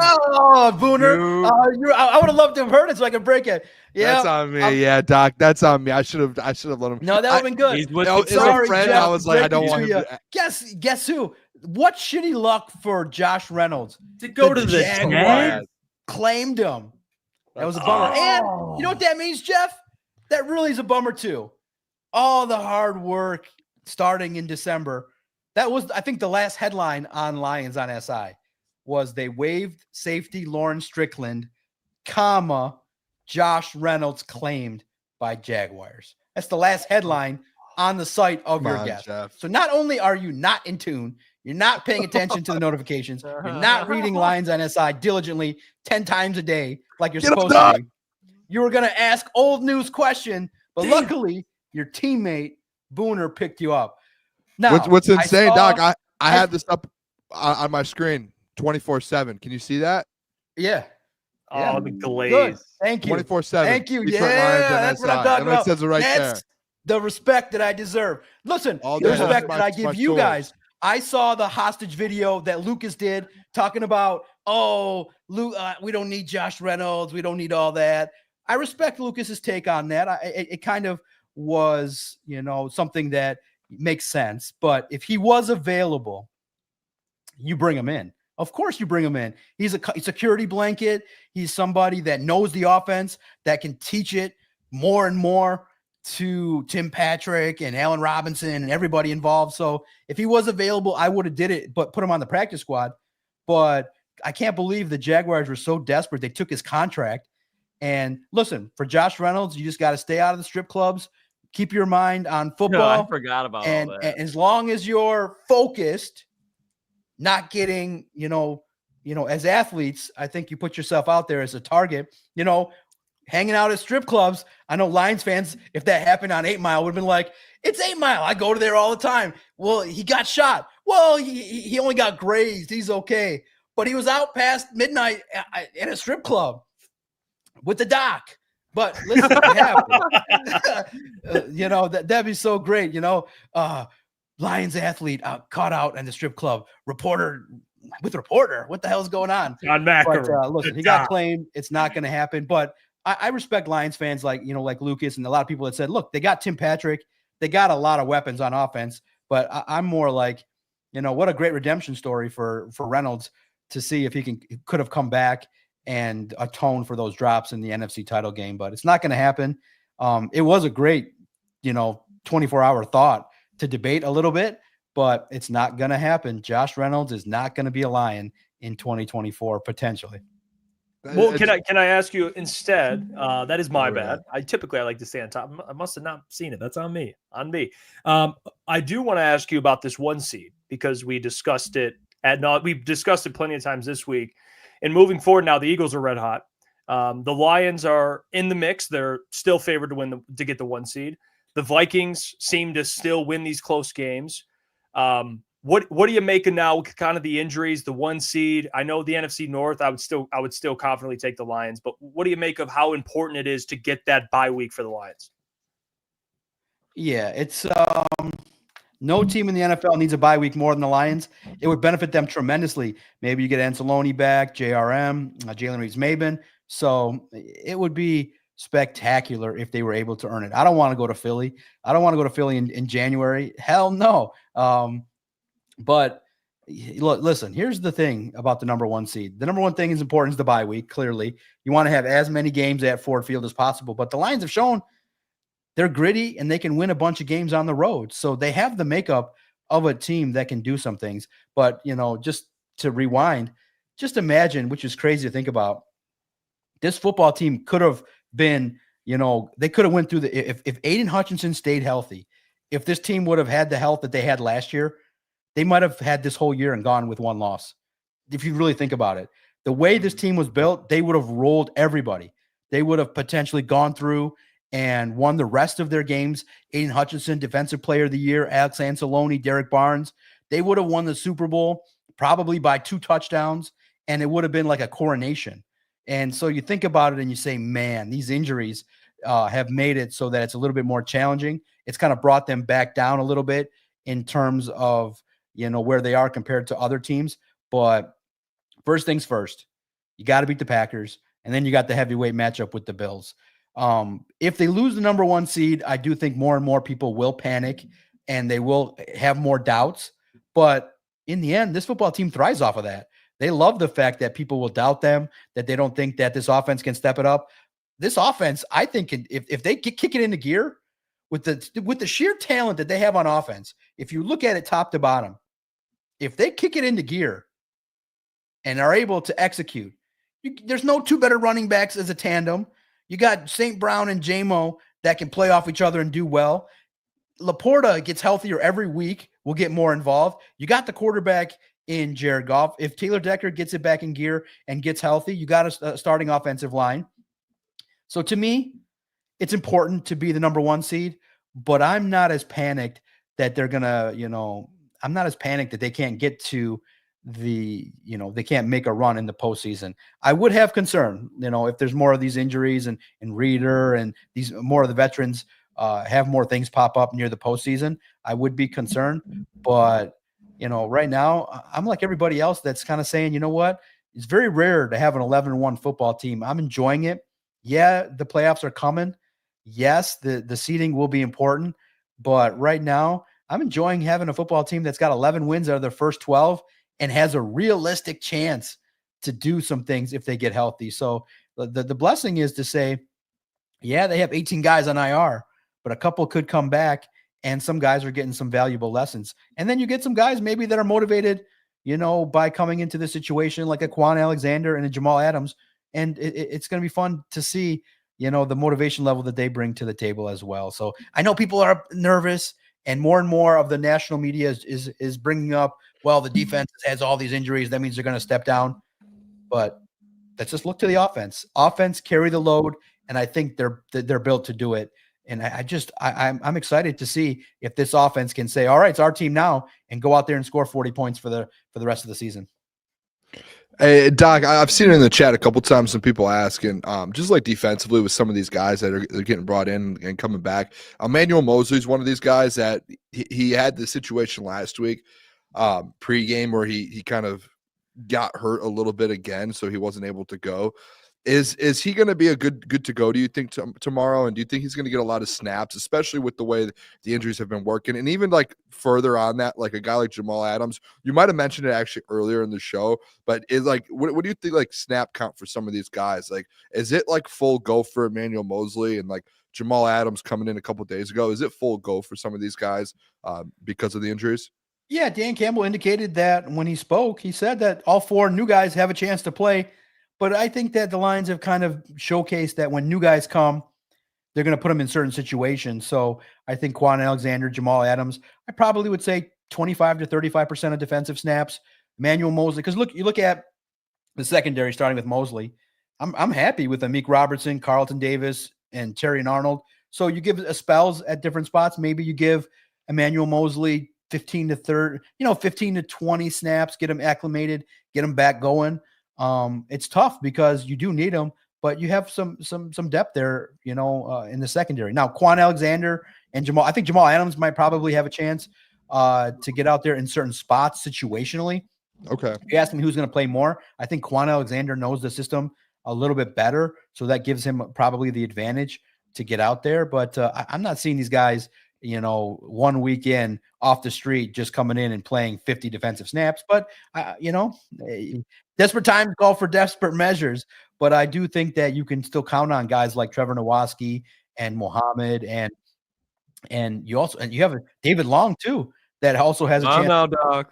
He's an unsung hero, an unsung defensive player that Christian highlighted on our last Lone Wolves podcast. Somebody that also can get in the mix too. That's a vet and somebody that is going to want to showcase his skill set as well. So it's going to be fun to see this kind of. I'm excited to see. It's kind of like the vagabond defense of all the guys that have been cut and let go from other teams, all brought to the Lions, and it's all guys that I joked around on the podcast. I said, we wrote so many lists of free agents to bring, and we wrote Quan Alexander, Jamal Adams, so many times, and now they're finally on the Lions. So it's a fun time. So it'll be interesting. But are you guys scared that the Packers know the Lions plays and are gonna just jump the Lions offense? Oh, yeah. What do you make of that, John? Is that audible? Are you guys scared that Jameer let the cat out of the bag? What? Because I've seen big outlets, John, talk about it. I've seen, I've seen like McAfee talk about it, and all these outlets. Like some people are, more so not good, yada yada. Steve Smith said that, all this stuff, and then you hear Dan say, "It is what it is." What's kind of you're in the building? I mean, what's your personal take and kind of the vibe you're getting from that whole situation? I've heard people say, "Could it be fake plays?" Yeah. Well, crazy. Yeah, I know. Okay, Definitely. I know one of you three read that I found the answer. So let's see if somebody knows. You can admit it. Jamar Jefferson. You talked to Jamar Jefferson. Doc, I'm Booner, locked in with you, Doc. Man. I'm all over the Lions world. I invested, which is interesting because I thought somebody else would investigate it, but we were all, I don't know if the others wanted to keep it hush hush. They didn't want to make it a deal, but I had some questions. So Jahmyr Gibbs has, a situation where he has a social media faux pas. He posts it, right? So a media member asks it directly. Hey, Jahmyr Gibbs posted this online. Do you think you got to kind of warn these guys to stop it? And Dan's like, what? And he was like shocked. And he's like, I don't like that. And he just walks off. So right away, based on Dan's reaction, we're all like, uh-oh, you narked on Jahmyr, but obviously in all seriousness, the thing that people gravitated toward is, whoa, how serious is this? You just put out a lot of information. So I started seeing it more and more on Saturday, what the photo was. So I'm like, well, I'm there Sunday. Let me go find Jahmyr Jefferson. He's actually, the fun part was everybody was like, that don't look like Jahmyr Gibbs. It was like, that was Jamar Jefferson in the photo, and the photo was taken by Jahmyr Gibbs. So I've talked to Jamar a couple times, and I just said, hey, you want to talk? And I asked him, is this a big deal? I had a couple people in the building tell me, some information, and combined with what I asked him, it's one of those deals where some of those calls will not be used. They'll be switched up. It's one of those deals where it's a nuisance more than a big deal. But for NFL teams, they don't want their codes or they don't want stuff out there, period. So Jahmyr Gibbs will get talked to. It'll be swept under the rug. It'll be something where they don't do that stuff in meetings anymore, but it's not a big deal. Ben Johnson will switch it up pretty fast, pretty quickly, and the Lions can go about their business. But I did ask for fun, and I got a big smile, which was weird too, because it's fun because when people tell me, why'd you ask this and why'd you ask that? My assumption would be, based on my questions, that Dan Campbell would have been more lighthearted and been like, oh, just put it out there right away. He would have said that right away on Saturday or Sunday. And Ben Johnson would have been more serious when I said to him, so is Jared going to call out and shout out Khloe Kardashian this week? Ben Johnson's got a huge smile, and he's like, we'll see, maybe. And Dan was more stern. So to me, it's interesting because I would have thought differently, but you guys will always know if I have a question, I'm not going to be afraid to ask it. And if I have a thought about a question that someone asks, I'm not afraid to share what my thought was. I thought it was great that somebody brought it up.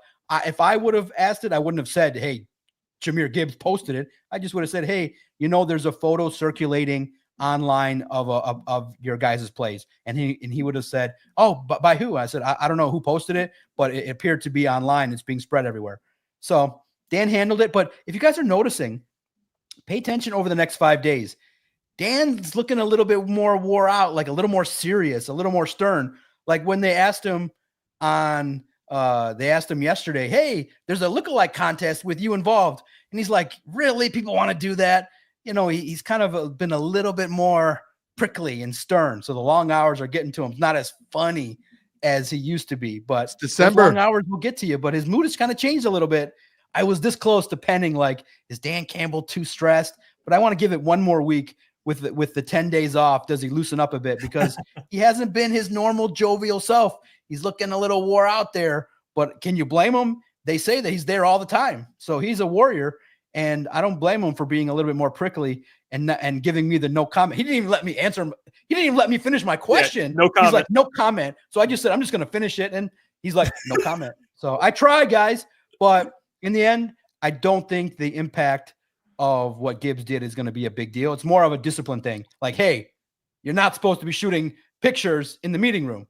And I think he learned that lesson quickly. But, man, you guys are quick with the posting of the information that these guys have. I didn't even know about it until the reporter asked the question. So I'll ask you guys, should the reporter have asked? Because I don't think a lot. I mean, it was spread, but it blew up worldwide when it was asked. Should it have been asked? I had two thoughts. Because I thought that it got amplified to a degree where Sports Illustrated, ESPN, worldwide news, daily news in Europe starts to pick up something like that. Do you think it's worth it for something like that to be brought up? I always think, yeah, but it's one of those deals where in hindsight, it was there on the internet, but it blew up worldwide when it got highlighted. So it's an interesting debate. Do you think it should have been asked? I said this. I don't mind that it was asked at all. What I was happy about, Doc, is that it did get brought to the attention by someone, because if obviously Dan had no clue about it. Like, they could have gone all week if no one brought it up. Like, it felt like this happened a couple of days before, and like it finally got brought to his attention. I'm more concerned on how like their social team or whoever runs the behind the scenes stuff, checking the players' socials and keeping track of that, didn't realize that got posted. Or even, Doc, the fact that Jahmyr Gibbs, he'd obviously deleted it or took it down, that he didn't go, hey, like, fellas, like, I put this out there just so you know, on accident. It's got taken down. But like I was a little more so on the side of, as a fan, like, thank God it got brought up so Dan was able to address it and they could switch the signs or the calls, because it felt like he had no clue, and they would have kept the calls the same calls, whatever they were, the protection calls, which that would have been a disaster, I think. So that was my side of it. Yeah, and I'll say this for Auteur, it's when he says it's all about the clicks for Doc, somebody was reading it and somebody read that, so naturally the Jamar story as well. Yes, I have a big smile on my face. The first 4 days of this month have been rewarding, but it's not all about the clicks. It's all about curiosity. And I kind of do wish our other name of the site could have stayed, but we were not allowed to. The All Lions title really encapsulated. We cover everything from the drama to the facts, to the news, to the X's and O's. Everything regarding the Lions is open for business for Lions on SI. And guess why? It's not all TMZ. And it is a little bit disrespectful and factually ignorant, because we do film reviews, we do player Q&As, we do podcasts, we do stuff that we report on live from inside Allen Park, we do highlight videos, we do videos of the new players, we do interviews. So when you say it's all about the clicks, it's cute, it's fun. But in the end, the reason why these guys have me is because I do it all. It's not because if I only did clicks, period. You don't last for 6 years. Your bosses don't love you. You don't get retained. You don't get, and for the 60 seconds, I'll talk about myself. back, I think I posted, you can follow it at Detroit Podcast. Back in May, 7 companies, when there was a little transition, there was a time these 32 NFL guys were heavily recruited. We could have not been with SI. We could have said, hey, we could have taken our talents to different companies, but we were loyal to SI because it's the best place to work. But 7 companies came knocking on my door, and they came with some amazing situations. And they didn't come to me because I'm a clickbait artist. They came because they saw the company doing well. But I'm loyal to the guy that brought me to the dance, that cultivated my skills, that kept me in the media, and that told me, hey, if you do X, Y, and Z, you'll have the best time covering sports. And I did X, Y, Z, A, B, C, D. And he's like, my goodness, you're an asset to the company. And that's the only person I'm trying to impress. And when your boss is impressed, you're in good spot. So like I said, you can keep saying it and I'll keep defending it, but that's not all I do is clickbait, because I would not be here. It's just not possible if you, and plus 2, you get booted off the internet if you do that. I hope you guys realize I'm honest, and I do it all, but entertainment's fun. So that story about Jamar and Jameer was fun. And I'm thankful that Jamar Jefferson gave me some insights to reveal the question that I had. The question was, how much of an impact would that reveal have? And bottom line's probably not too much. So I got to answer it, and that was pretty cool. You thought Travis Hunter was dynamic. You haven't seen Doc. You haven't seen him out there yet. He kind of is like the Don. He kind of is like the Don. Hey, but something that we talked about yesterday, Doc, that I want to get your opinion on, and it was a good conversation. Me and Boone kind of on the other sides, but I don't think it's extreme what he said. Do you consider tomorrow's game a must-win when you look at the schedule going forward and the standings in the NFC North and the NFC in general? No. Look, every game is important, seeding, playoffs, but I love the grit of this football team. I think that, but to me, I'm kind of looking at how they lose. If they get blown out, it's clearly not a good sign. If the defense falls apart, gives up a lot of points, if Jordan Love torches that defense, I'm not, going to be thrilled. But I expect a gritty, competitive game down to the wire. I predicted, Sharon, I think it's going to be an overtime game. I think this one can go into overtime. Coin toss to the Lions. They take the football down and win it. But this football team, I understand the unnerve that people have, the angst, but this football team is resilient. They could lose this football game, and I think that it would still be a week of good preparation for the Bills and good focus. It's 11-1, you'd be 11-2. A lot of things can happen over the course of 4 or 5 games. So this football team is going to get healthier. They're going to acclimate. They still have a strong offense, but clearly the number one thing is stay healthy. Make sure that you leave this football game without any more key injuries. And you hope that, but it is something too with the injuries. I asked Dan and he kind of gave the standard answer, but it is a little bit weird that all the injuries, majority of the significant ones, are on defense. Tackling hard, practicing, grinding against that offensive line.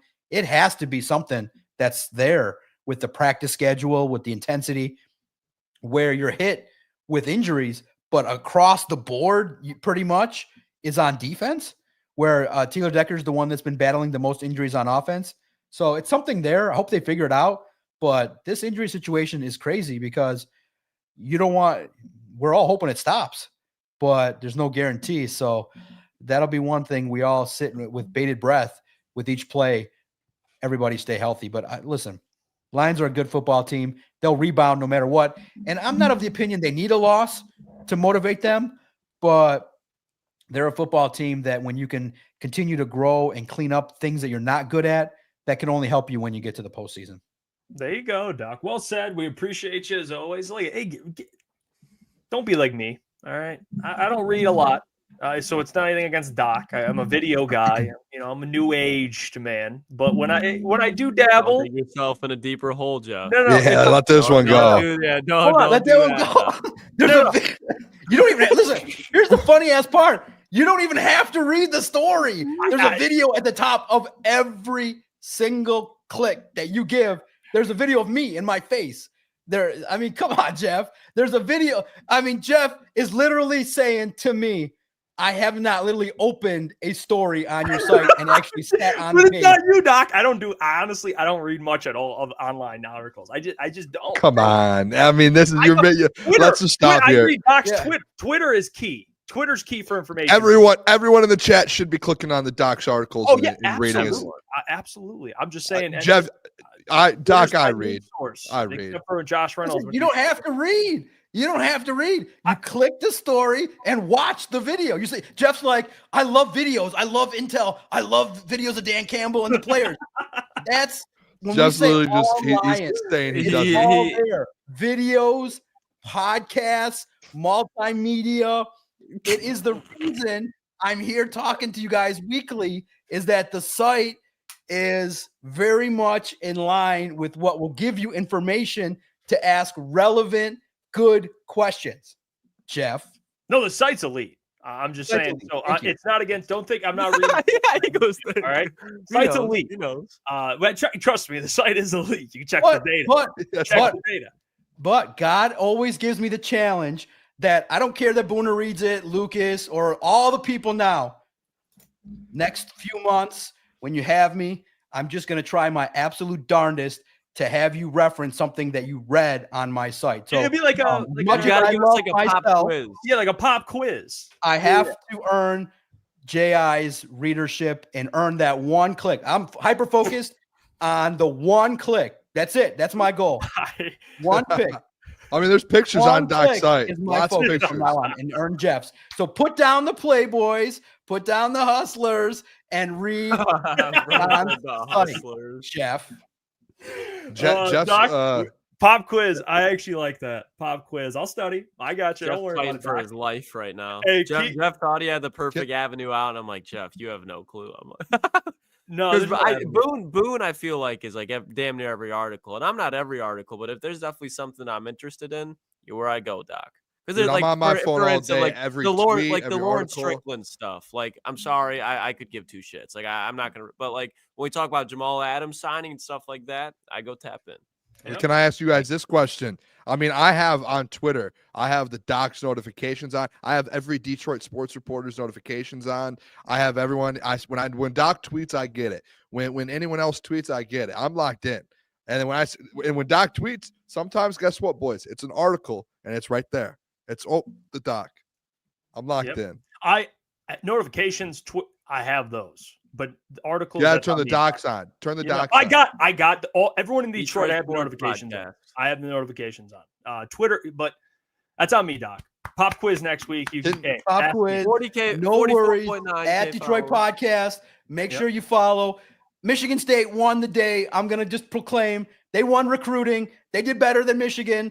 And let's go, Michigan State. Hopefully, the guy, whoever it is that decided to go to Michigan State over Alabama, you made my day. I don't know anything about you, but I'm going to learn. And I'm just going to declare that Michigan State won recruiting. I have no idea who's coming and who's going, but Michigan State won recruiting, baby. 3 to 5 stars. All the guys came to state.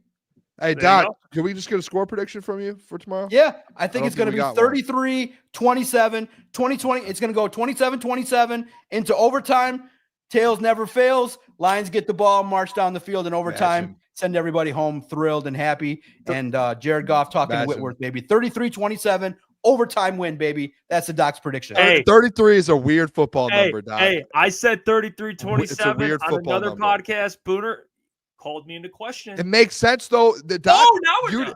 No, he broke it down. Goes to overtime. Oh, yeah. Touchdown wins it. You don't kick a field goal. 33. But for you, I was like, how do you get 33? It's You're like, a I don't know. score prediction. You A text score me after, prediction. and you're like, I don't know how to get to 33 either. You're like, I have no. Okay. Six. Boone, you didn't have to do him. Yeah, like that. Boone. Well, he was just trying Yeah. to. All right, that maybe was fair. he's not a teammate, Doc. I don't know. Maybe That was- he's not a teammate. That was very fair because he was just trying to be like. He just He Jameer did. did. He did. He really did. Never- You were did. trying to. Yeah. make me look It's bad for going unfortunate. at you. But for I'll the tell you this. 33. I'll tell you this. When a number hits me, it's like a score prediction. You know what I mean, Doc? It just Yeah, it is a score 33. prediction. I mean, that's what it is.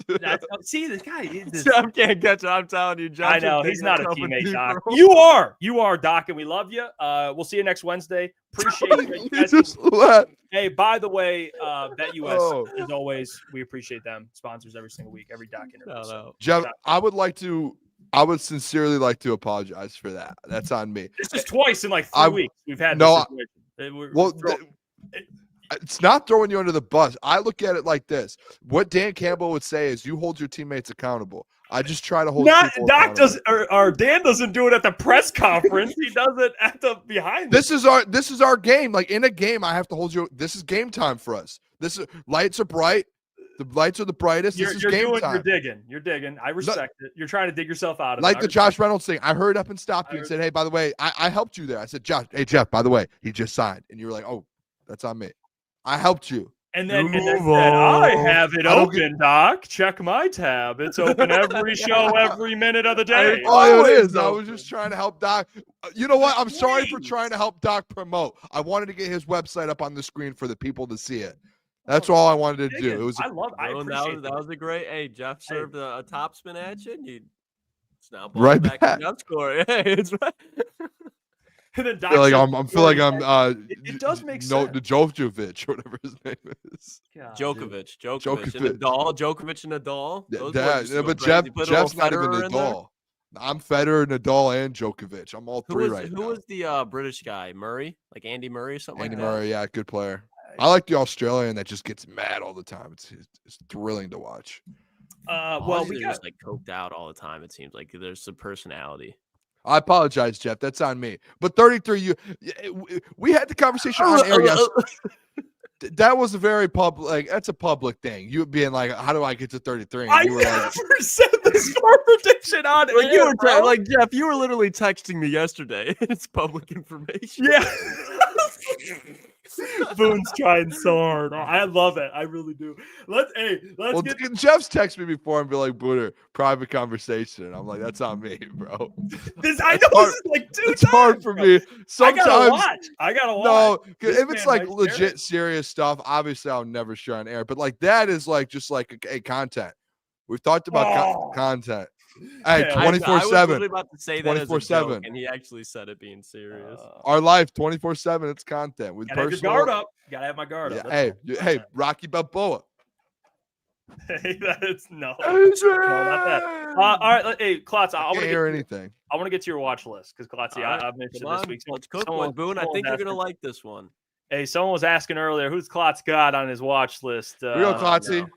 This week. So we're going to find out real soon who's Klotzy got on the watch list. For those who are joining and have never tuned into this specific segment, Lucas gives you 3 guys, under the radar guys that Lions fans may not know. You may know. It's kind of varies. As long as Xavier McKinney's not on this one. But it's guys that Lions fans should watch out for. The ball knower. All right, hold on. Hold on. Let me get this ready. All right. Take it away, Klotzy. What do we got? Alrighty, boys. Hold on. Here we go. Hey, this is reverse order, but I'm not mad at it. Not mad at it. We'll go right to left. Because BC down there. Yep. By the way, no order. No order. I want people to know. No order. But we'll start with it. We'll go number 1, Dontavion Wicks. Look, Dusty was kind of talking about him yesterday. Dontavion Wicks was a guy that I saw last year, and I went, who the fuck is that guy? Because it's just like he's only 6'1", about 200 pounds, but he has such long arms that he has such a wide catch radius. So when he catches a ball with his hand, it just looks effortless. The problem is with Dontavion Wicks, a lot of people like myself thought he'd blow up this year and really become an actual factor for the Green Bay Packers offense. Hasn't been that because he has 50 targets on the year, caught 21 of them, and 7 of them have been drops when you look at the target. So he's not a consistent factor. But with Romeo Doubs being out, he's on the outside. He's kind of like their ex-wide receiver. Dontavion Wicks is going to be definitely in the game a lot more than he has been as recently. And of those 21 catches that he has, 4 of them have been touchdowns. So when you look at him, he's a jump ball guy that can make some ridiculous catches, but drops the easy one. So I think he's a big play waiting to happen. If he kind of drops a pass, going to start forgetting about him. But here, right before halftime, you saw that Hail Mary attempt to Jaden Reed that happened last time the Packers and Lions matched up in Lambeau. I think Dontavion Wicks is definitely going to have some opportunities to make a play. Very talented player. And if he puts it together for a game, he can create some problems. I don't think he's going to have 4 catches for 100 yards and 2 touchdowns. But if you talk about getting 2 or 3 catches, 40 yards, potentially touchdown, that's definitely a key factor coming from the wide receiver 3 when you got Christian Watson and Jaden Reed going on. Number 2, Isaiah McDuffie. I think Lions fans are familiar because he's been in Green Bay for a little Keenan bit. Allen hairline, real quick. Sorry. Yeah, that was bad. And did Let you it see, go, Jeff, brother. too, that people Shave that thing. Yeah, like when he was freaking out, it turned into the meme of like Keenan's hairline got exposed. That's why he was so mad. Not even the face mask that they missed. Either way, Isaiah McDuffie, solid linebacker. The thing is, Isaiah McDuffie, it seems like damn near every year his best game is against the Detroit Lions. Going back to last year when they went into Lambeau and David Montgomery had the huge performance that he had. He had 9 total tackles. The next game when they went into Ford Field and they won, he had 11 total tackles. And in the first matchup this year, he got banged up halfway through and he had 5 total tackles. When you look at him, he's solid in coverage. And I think with Sam Laporta being banged up a little bit, that's somebody that they're going to be comfortable with manning up on Laporta, especially when you look at the injuries that they have on the outside. I think that Isaiah McDuffie can definitely create some problems. He's not going to be the Azeez Al-Shire, kind of ironic that he's getting suspended, but he was on the watch list. I don't think he's going to have a performance like that, but he's definitely going to be all over the field. No Edgerrin Cooper, so he's going to get some more snaps. He's definitely somebody you got to watch out for. But the guy you really got to watch out for is Brenton Cox Jr., okay? This is a guy, he's only played 3 NFL games. It started 3 weeks ago when he went up against the Chicago Bears. He had a sack, he had a tackle for loss, and he had 4 pressures in that game. The next week, played against, I want to say, it was the Miami Dolphins. Didn't have a sack, but had 2 quarterback pressures and tackle for loss. And then last week when they played the 49ers, maybe I'm mixing this up, had another sack. So in 3 games, he's had 2 sacks. And when you watch him, this man is huge. He's 6'4", about 250 pounds, and he is extremely strong. When it comes to stopping David Montgomery, not letting things get outside, I think that Brent Cox Jr. is definitely somebody you have to watch out for. Definitely not going to be the Rashawn Gary or Lucas Van Ness, but they're going to have him on a rotation because he's been playing very well. And when he gets matched up with Dan Skipper, he's definitely going to be more athletic. It's kind of like a defensive end, outside linebacker type. But Green Bay, especially like no Edgerrin Cooper, they're going to try to put more pressure on the quarterback. Brent Cox Jr., telling you boys, watch out for him. Watch out for him. Love it. That's my list, though, boys. You mentioned Isaiah McDuffie. He's kind of the lower. He's like the all due respect, like Make-A-Wish Malcolm Rodriguez. I put it there. Yeah, he's their Rodrigo. So he's just straight up their Rodrigo. What about Derek Barnes? So. Derek Barnes, yeah, he's that guy for him. Like he's not a star, but there's games when he puts together a good game and it helps their defense out a lot.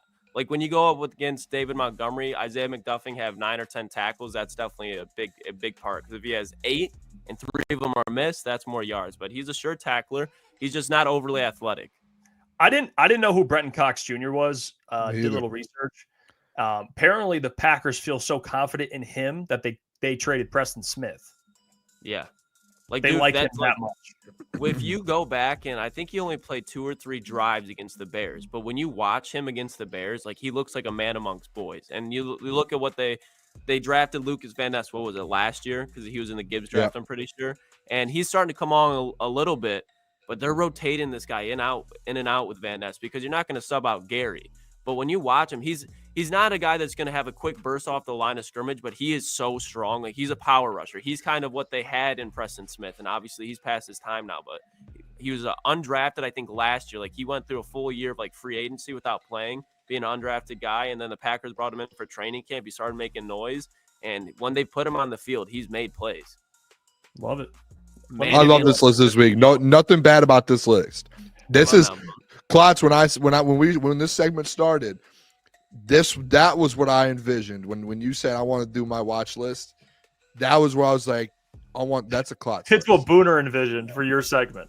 When you broke it down and you said this is what I want to do, I was like, love this. This is going to be unbelievable. And it took a couple weeks. I mean, first week throwing Xavier McKinney in there I was like, whoa, this is not what I was thinking you were talking about. Yeah.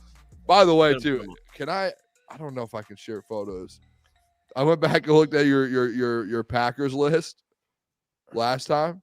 Can I just throw this up here real quick? I think this might be one. I'm just having a night, boys. I'm enjoying it today. Before battle tomorrow. I'm just Klotzy having to do his first segment ever on Crunch Time, like his own Klotzy's watch list. And him having to be dressed as Buzz Lightyear. That's terrible. It is the funniest thing. That's terrible. You were dressed as Bam Bam, weren't you? Yeah. Bro didn't even have anything on under the vest. Yeah. It was just straight Boone and Bam Bam, Right. whatever you want to call that thing. Yeah. They got unplugged. That's unreal. Hey, well, I want to give my my impact players the opposite of Klotzy before we get it. I'm Get that just off gonna- the take screen, this off. dude. Get that Yeah, off sorry. the That- screen. That's on me. That's on Hey, me. I'm going to give you my impact players for the Lions. I think will make an impact this week. And you're going to look at the end of the game and be like, who are the top 3 players from that game that made a big impact? I think it's going to be these 3. It doesn't always have to be stats, of course, but you see the impact. All right, and these are the 3 guys. My first one, I'm going with J-Mo. I think J-Mo is going to embarrass DBs. They're without 2 DBs. J-Mo didn't play in the original game. And J-Mo's coming off a game where he had 4 or 5 catches, 5 catches, 28 yards. I think this week you're going to get back. You're going to see that J-Mo bomb that we're used to seeing, that 40, 50-yard Jameson Williams touchdown catch mixed in with a couple of the receptions. So I think J-Mo this week you'll look at. Of course, Amon-Ra is going to get his as well. But J-Mo, I think, will be the player out there where he's going to make some big plays against the Packers. So that's why I have Jameson. I think he's one of the guys I'm going to be looking at. Another guy that I have here, my next guy, is someone that you're going to depend on given how the injuries have kind of occurred, and that is number 16, Jared Goff. I think Jared Goff this week, big week. We hit the overs on the passing yards. I would even go over on passing touchdowns. I think he throws close to 300 yards, at least 2 passing TDs. He's going to be a big reason. Of course, he plays quarterback, but I think statistically he will be a big reason. He will have a huge game on Thursday, primetime, divisional game, at home, at Ford Field. You got all the weapons. I know that doesn't have Taylor Decker, but I still expect Jared Goff to put up the numbers, and I also expect Jared Goff to throw some dimes. So Jared Goff is my second impact player. My third guy. Now notice, typically I do 2 defensive, 1 offensive, kind of depending on the week. So far, 2 offensive to start. My last player, I think it's his second appearance. He hasn't made an appearance in quite a while, but he is back, and boy, did I miss him. That is Carlton Davis. I think Carlton Davis this week, your number 1 corner. Let's be real here. Last week, you missed him pretty bad. Yeah, Kendall Vildor playing snaps, all due respect. But Taron Arnold isn't ready to be your number 1 corner. You're getting back your number 1 corner, and boy, he's been playing some great football before he went down. We're talking Houston Texans, 2 picks. He played the Colts, and he played well in that game as well. Almost had a pick in that game. So Carlton Davis returning is significant for the Detroit Lions. And I think number 1 corner, he's going to be matched up with Christian Watson. He's kind of their big play guy. It's going to be hard with Jaden Reed. So Meek's going to have a tough task. But I think just for Carlton, he's going to keep Christian Watson in check. Christian Watson, the guy that I watched on Thanksgiving last year at Ford Field, catch a 50-yard bomb to start the game. Now you have Carlton. He will not let that happen. So those are the 3 guys I expect to make a huge impact. Not the only 3, but 3 guys I think are going to make a big impact on on Thursday. Love it, Hefe. Love it. Especially my favorite one is definitely J-Mo. I think it's so huge that he wasn't there for that first matchup, and that was kind of like the blessing in disguise, the optimistic part of the suspension where it's like, okay, J-Mo, 1, will get some rest. We know he's a guy that dealt with injuries in the past, so he's not going to get hurt. And 2, when you're going up against the Packers, you're playing them, they beat him without him. Understand Jordan Love was hurt, but the conditions in that game weren't favorable for anybody. So Jameson Williams coming back with Amon-Ra St. Brown, with Jair out, Corey Ballantyne out, like we already talked about. J-Mo, I think, outside of the Panay Sewell's, Amon-Ra, he's the number 1 X factor this week, because even if he gets you 60 yards, that is huge, because David Montgomery always has a game. Jameer Gibbs is Jameer Gibbs, and Amon-Ra has more motivation than ever. So J-Mo's the number 1 for me. I if I had to switch any, and I liked your list, Jeff, I would just say David Montgomery, just because, like, with my keys to victory, controlling the clock, running the ball, I think like the run game is number 1 tomorrow. I think D-Mont, like, we know what Gibbs is, but I think when we see D-Mont run for like 100 rushing yards, even if it's a lot of carries, we just know like D-Mont's, like, when he's getting 4 or 5 yards a carry, getting you first downs and keeping that clock moving. I'm going to stick with it for the next 24 hours. I just think that's the most important thing for this Lions team tomorrow is running the ball and running that clock and taking the possession away and finishing. And I think J-Mo will have a good game tomorrow.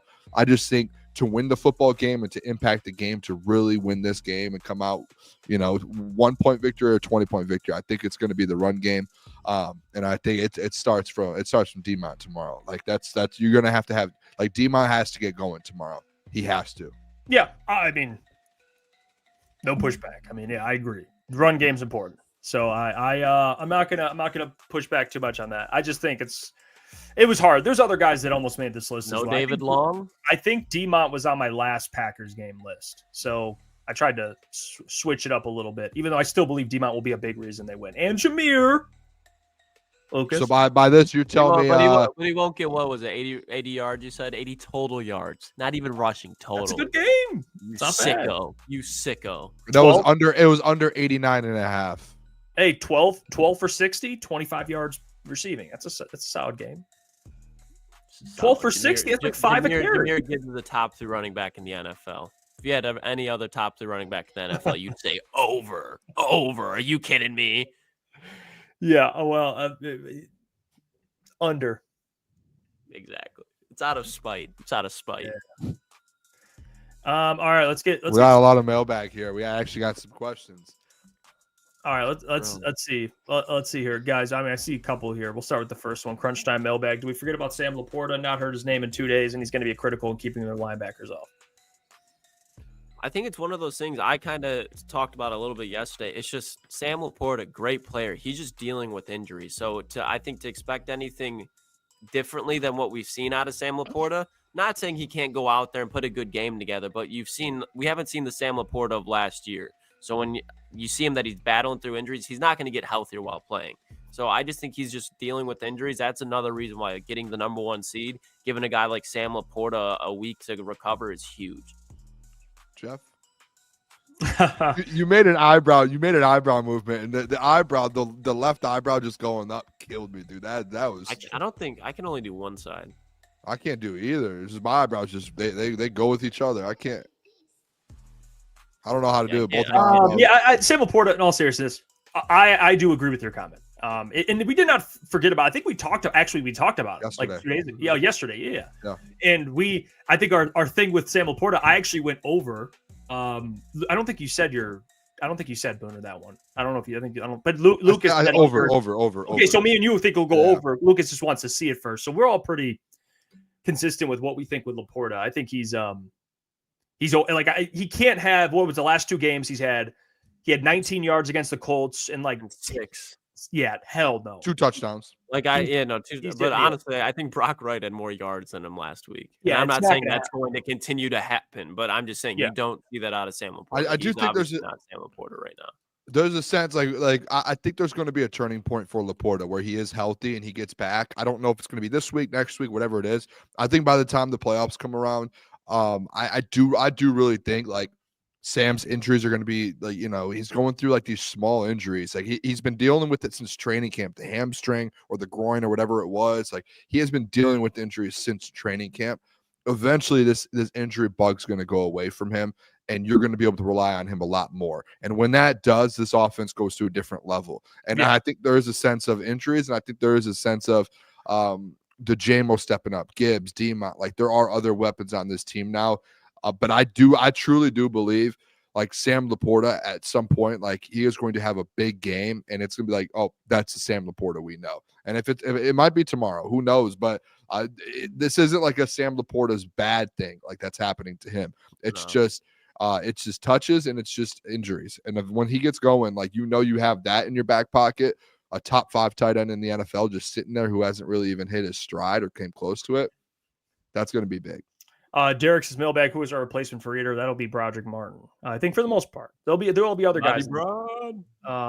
Is Pat O'Connor, is he a nose tackle? He's a tweener. He's like a Kaminsky. Kind of a tweener, yeah. That's another guy. He's going to be huge to have come back. Even though he's kind of like a role piece, John Kaminsky coming back for playoffs will be massive. Yeah. We'll get some reinforcements. Rest of the year. What's your guys' score predictions before we forgot about that. Get those because I know, Jeff, I kind of gave yours away. I apologize. I mean, we don't know what it was 33. We don't know what the Packers could have had more than 33. Who knows? Yeah. You're a pro. I appreciate you kind of I appreciate you. We don't know. We did say with Doc what the Packers had 33-27. We said that, but I actually never said it'd be overtime. I like that from Doc. I do. Smart, I just think it's going to be one of those games where it's like, high scoring. What is that? What's that combined? 60 points combined. 33-27, 50. 57. 33 60, to 27. That's 60 on the dot. Yeah, 60 points to a man. I think it'll be that type of game. I'm going to go 33-27. That's what hit me first when I thought the other day, and I'm just sticking with it. We're just going to rock. Love it. 33. I've got the Lions 38. The Packers. Oh, excuse me. Sorry, I didn't add this in. Packers win. No, I'm just kidding. Lions win. Okay. Lions win. Come on, win. brother. I've got the Lions 38, Packers 24. I think they win by 2 touchdowns. I think the Lions, they're offensively 4 or 5 touchdowns, a field goal, and they get going tomorrow night. I do think like offensively they're going to have to score a lot. And I think 24 is like with the beat up defense. Like we've seen this defense even beat up, hold teams to, 6 points, 13 points, 17 points. I think with the beat up defense, I think 24, couple touchdowns, a field goal given up at Ford Field. I think that's fair to say. And I think the Lions, like maybe it's a touchdown game in the fourth quarter and the Lions score a touchdown to pull away and win 38-24. All right, let me before actually go ahead, Klotz, and then after you're done. I was like, whoa. No. I was just gonna say before we end the show, I want to stick around. Don't leave yet because I want to mention something. Go ahead. Okay, hey boys, I had the point differential, not the score, but the point differential correct last week with 3 points. I think this game's going to be even closer. I think the Lions are going to win 28-27. I think what it's going to come down to late in that fourth quarter, Jordan Love, Packers get a touchdown drive together. Matt LaFleur is going to try to hang his nuts out, and they're going to go for 2 to try to go up by 1, and they're not going to get it. I think that's when Zadarius Smith, Lee McNeil, those boys, they stand up, they make a play, they bend, but they don't break. The Brodric out there with the dub. Yeah, Brodric will be in there. Big 9'5", Pat O'Connor. Imagine try to hand it to Josh Jacobs. There you go. That would be the most stressful thing of all time. If they go for 2, I would be, oh my god. It's not to end the game off. The Lions would still have an opportunity to score, but the Lions would have the ball with the lead. Just run the ball out after that. Fair.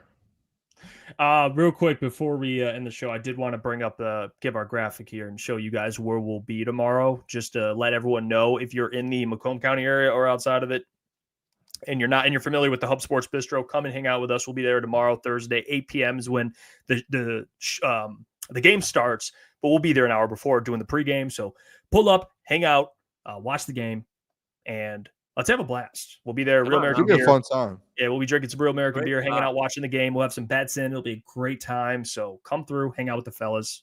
At the Hub Sports Bistro, 21 Mile, Macomb, Michigan, 21 in Garfield specifically, but come out there and hang with us. So want to make sure. Boys. And Let's go.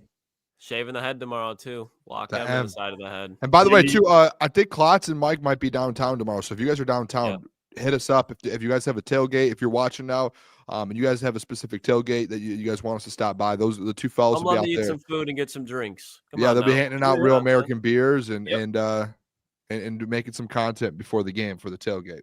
Hey, we love you guys. Love you, Easy. You're the man, dude. Shout out Easy, man. Love you. Ryan Lord. Easy. Play me back in the game that we're playing. We're playing. Is it Mancala? I don't know what it is. I don't know, bro. You were saying that word, and I didn't know what it meant. Sounded like like I said, it would sound like a curse. It sounds like some I don't like that. FTP, by the way, Booner Path. Let's go. By the way, get your Runs FTP tomorrow. shirts. I know it won't come until next week, but you can wear it all year. I mean, it's Brian Branch flipping off the Packers. So get it on our website, officialctsports.com. We'll catch you guys tomorrow. We'll be live 7 o'clock pregame. We'll have the doc video out for those who missed it. You can rewatch it, and let's rock. We'll see you guys tomorrow. Peace. Love you guys.